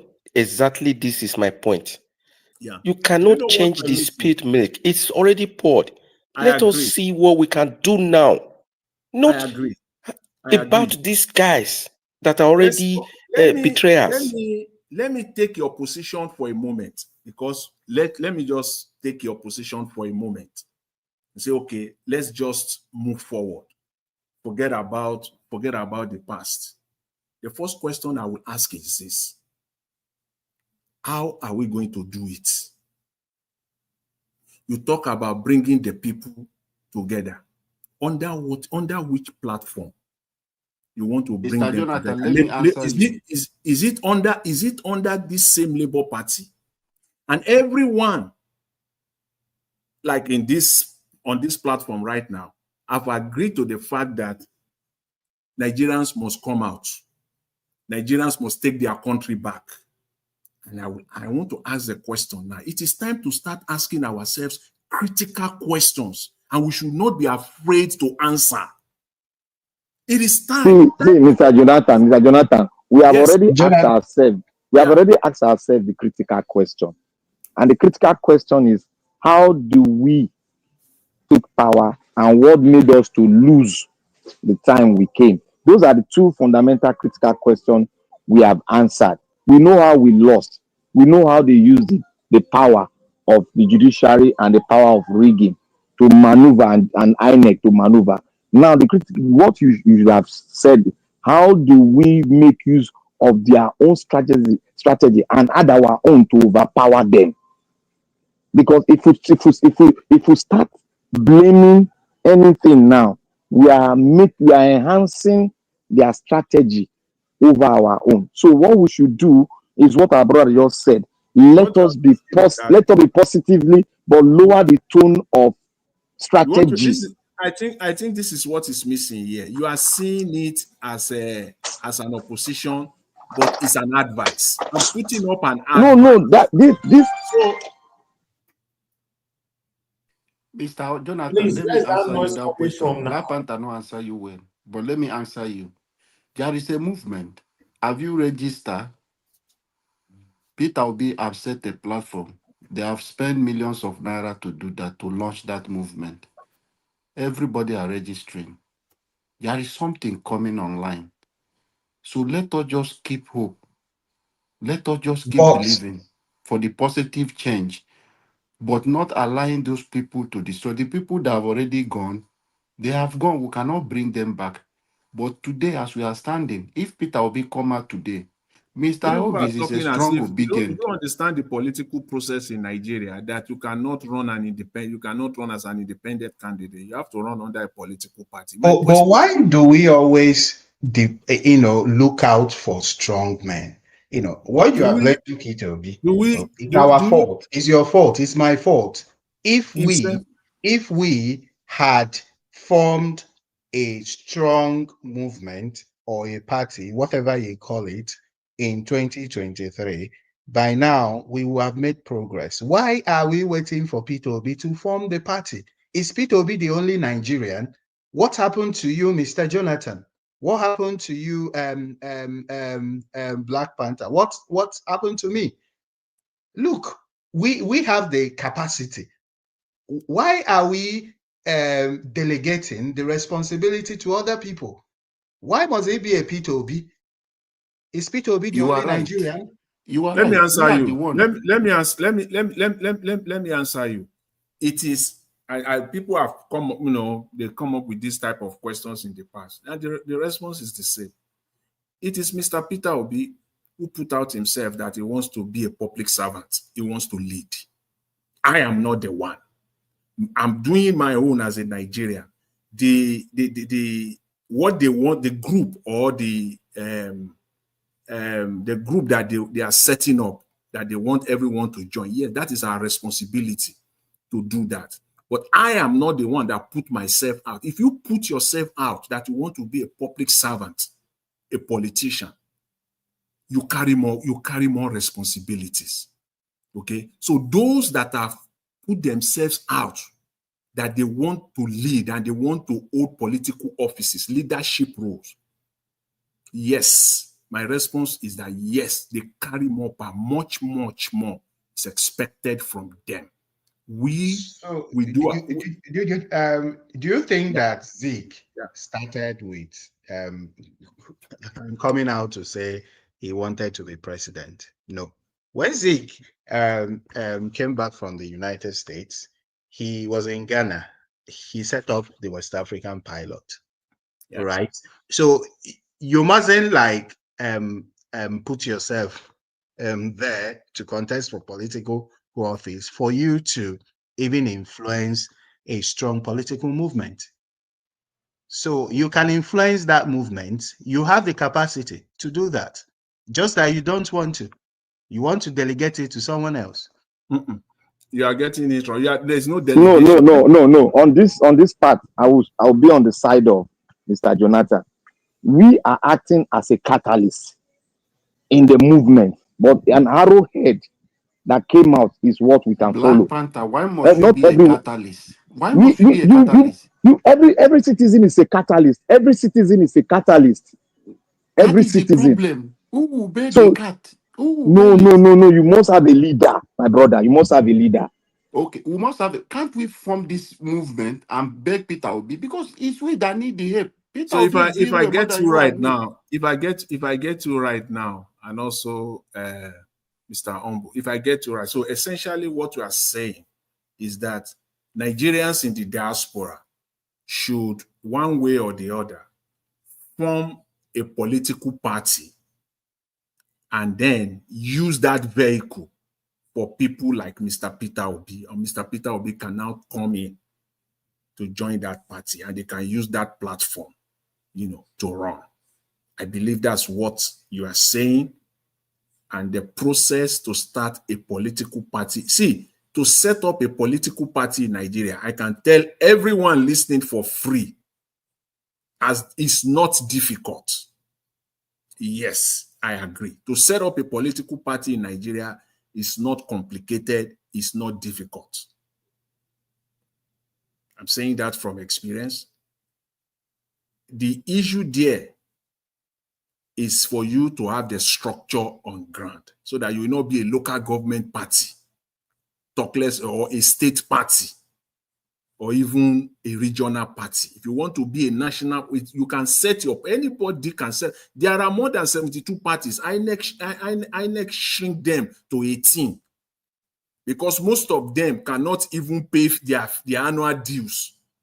Most of them cannot even hire an accountant to prepare their financial statement or records. They just registered. And all these political parties, they are just there. If you go and you check the people that are behind most of those political parties, they are unknown, just regular people. Just regular people. And one of these parties, is very possible that one of these political party could be used. All you need to do is to go to the records. No. Mr. Jonathan. Yeah. I beg to be differ with you. I disagree with you on this. See, our political party is formed in Nigeria. PDP can go and open like 5 or 10 political parties. APC individual can go and open that same one. They use it for their own purpose to see something, send people go. So don't think it's a business. See, let me give you an example, maybe, because anything that we say, okay, anything that we say, we have to be able to, to back it up. I'm not just talking based on only on what I read on newspapers or what I see on online. I'm talking when it is politics. I'm talking practical, right? See, I will give you an example of a party that was formed. The guy who is the senior brother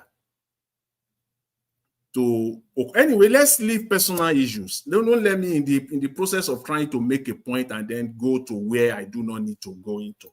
Let's leave it. But I still hold the fact that setting up a political party in Nigeria, you need money. Of course, you need money. Not all of them, I agree. I know that political parties set up all these mushroom parties for a purpose. See, Mr. Jonathan, what you said is right. To set up a political party in Nigeria is very easy. But what you, after setting it up, what are the catalysts you put in place to make the reaction very spontaneous? That is the structure. That is why I said, I support in what you said the first time. We all are catalysts to any movement. And as a catalyst, you speed the process of reaction. That is what the catalyst is. And we all, as the one that owns the sovereignty of the country, we act as catalysts. So that catalyst, we need a leader. We need somebody that will bring the process so that we can go in and make it spontaneous. That is what we can do. So it's not a matter of we setting up political party. And in addition all the political party in Nigeria is corrupted. They are owned by one person. Party today, like the one that my brother, was advocating. I think he's left now. The one he was advocating. See, if you set up a political party in Nigeria today, which I said is not complicated, that is one step completed. The other part of it, for that party to be relevant, that party must have a face. Otherwise, it will just be like those mushroom, those politicians that will come out during campaign and after campaign. Some of them will even come out 2 weeks to election. 2 weeks to election, that's all you will see them. Then after that, they are gone. They enter house, you will not see them. But if you want to set up a political... Mr. Jonathan, sorry to come in here. A gentleman of the house, don't we think we are even underrating ourselves? Don't we know that we have the power already? That what happened in 6 months in 2023 when Obi came into the limelight, that it can be repeated because this man has even gained more ground. Instead of us to, you understand? We have the basic already. We just have to build on it. But we have it. The thing is that once you set up a political party, you need a someone that has the, like, say someone like Peter Obi that will now come and sit there. You need someone in the northeast of Nigeria that has the face. You need someone in the northwest, north central, southwest. In those 6 geopolitical zones, you need one individual each that has clout that will sit there, right? That's it. Without that, it will just end up being. That is what I said. Now you need the leadership. You need the leadership. They need all those big faces like Aerofire and all those ones. Do you think Nigeria need those faces now? No. What I'm saying, you don't need. It is not necessarily Aerofire. There are Nigerians. We are over 200 million. There are people. We don't need them. If we have a proper electoral reform, do you think we need those people? The masses are behind Peter Obi. It's the people of Nigeria that will decide. See. If you set up a political party in Nigeria today, and you carry the saint, like as the person that is next to Jesus, to head that party, you can campaign all you like. You are not going to win in Nigeria. Yes, you are not going to win. That's just the fact. As I said, you will need people like someone like Peter Obi. Yes, there are many people like Peter Obi. May not be as close to him, but there are people like that all across the length and breadth of Nigeria. Mr. Jonathan, all those people are with Peter Obi now. Then we have a lot of people behind Peter Obi. We have people behind Peter Obi. Don't look at because of the behavior of Peter. When the time comes, I'm giving you 2026. You will see a lot of things will unfold. Let's just be patient. Do our own part. One mantra that I've come to hold on, that I've come to hold dear to in the last few, especially this year. It's not new, but it has been there, and it is this: if you want to know a Nigerian, a politician in Nigeria, the acid test for politicians in Nigeria is just tell him or her to give you one political appointment. See, you will know the person inside out. One political appointment alone, like if you are president now, Mr. Peter Obi came. He said, if you find anything in me that is criminal or corrupt nature, I will stop campaigning. Till today, nothing. If you want to test a Nigerian politician, just ask him. Say, you are now the governor, please, of a state in Nigeria.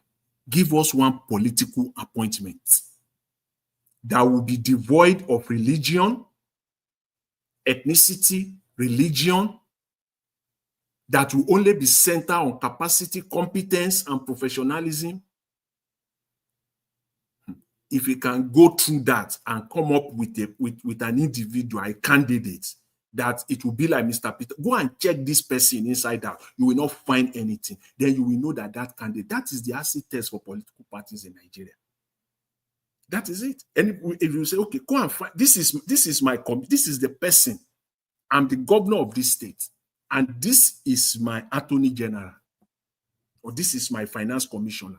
Go and find that. You will know whether that appointment was based. You go through that appointment, the root of it. 99.99% of Nigerian political appointments are based on any of these, either religion, either tribalism, nepotism. You will find one of these components will be there. And then you will know true that this person cannot lead. This person cannot lead. That's the only, that's for me. Minister Jonathan, you're absolutely right. But what people are thinking now is for us to play along and strategize and audit the strategy of the person we are following, go against it, fine tune it, and make it purposeful and positive. That is what we as really talking about, and that's what I believe a lot of us are talking about. So we should scrutinize the strategy. He has laid up a strategy now. He said we should go and register, which I know is a strategy. So, but we should be now talking on how we're going to strengthen that stuff they put online. Now that's what we'll be talking about. Because if we are going out of that line, we'll just be deceiving ourselves. Thank you, Mr. Alabo. Mr. Alabo. Let's. Yeah, is it that registration? Are they Yeah, this question is for you. The registration, is it alongside with electoral reform or the registration alone? The registration that is for the obedient movement. I know. And people are registering. I know. The electoral reform we are pushing. Obedient? I have sent my own. This person, what is his name? Is it Peter? Has also gone to the National Assembly to submit his own. A lot of Nigeria, we are pushing for this. We will get there. We are pushing for electoral reform. We will get it right. But I'm assuring you, it's not going to be business as usual. Look at the Ghana president today. He stood in public place and said, no, they are not going to court again. This ruling party, they sit up. When they want to try to rig election, the man said he's not going to court. They are ready. Fire for fire. This time they are going to defend their vote. That is what will happen in 2027. Whether Tinubu give us electoral reform or not, Nigeria will stand out and say, we are not going to court. And I believe Peter B will say the same thing. That time will reach. That is why I'm telling you, calm down. The game, jungle will mature. By 2026, a lot of things will change. Don't look at this thing. That is why I say Nigerians don't fall for this false narrative. They are really painting this narrative in Nigeria today, trying to just paint Peter Obi black. Every of the target of APC is on Peter Obi. Every target for the South governor to turn to APC is for Peter Obi. But they don't know that those governors are not with the masses. They are on their own. They don't have any influence. Those people do not have any influence over Nigerians.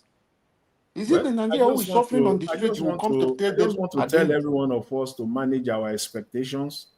Even for 20, if there's going to be an election in 20, let's manage our expectation. That's what I will just say on this, conclusively. Yeah, Mr. Jonathan, yes, that is tuned. We have to be optimistic, but at the same time, we just have to face the facts. We can't trust our people. All right.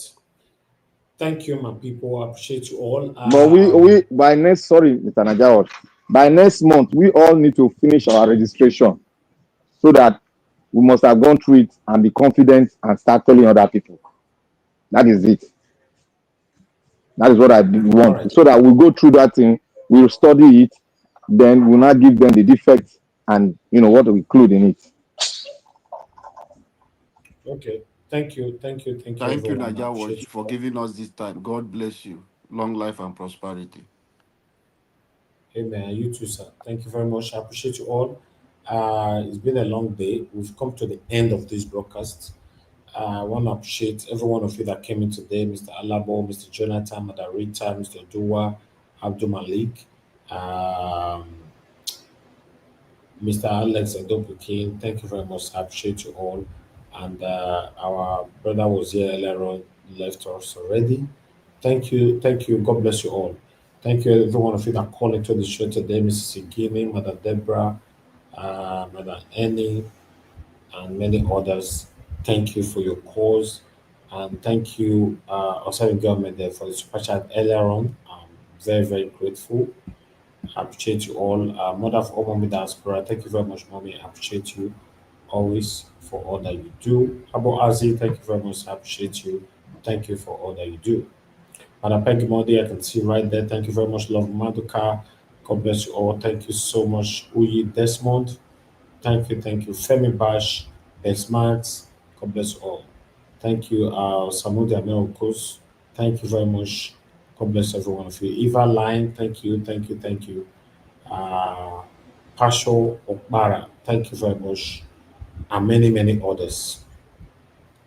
We've come to the end of the broadcast. We're going to continue again tomorrow. Fingers crossed, by God's grace, 7 p.m. from where we stop. But meanwhile, hit the notification bell. If you have not yet subscribe to us in case we upload any pre-recorded video so that you'll be carried along. Our people, now will join the content. I'll see you guys tomorrow. Take care, good night, and bye for now.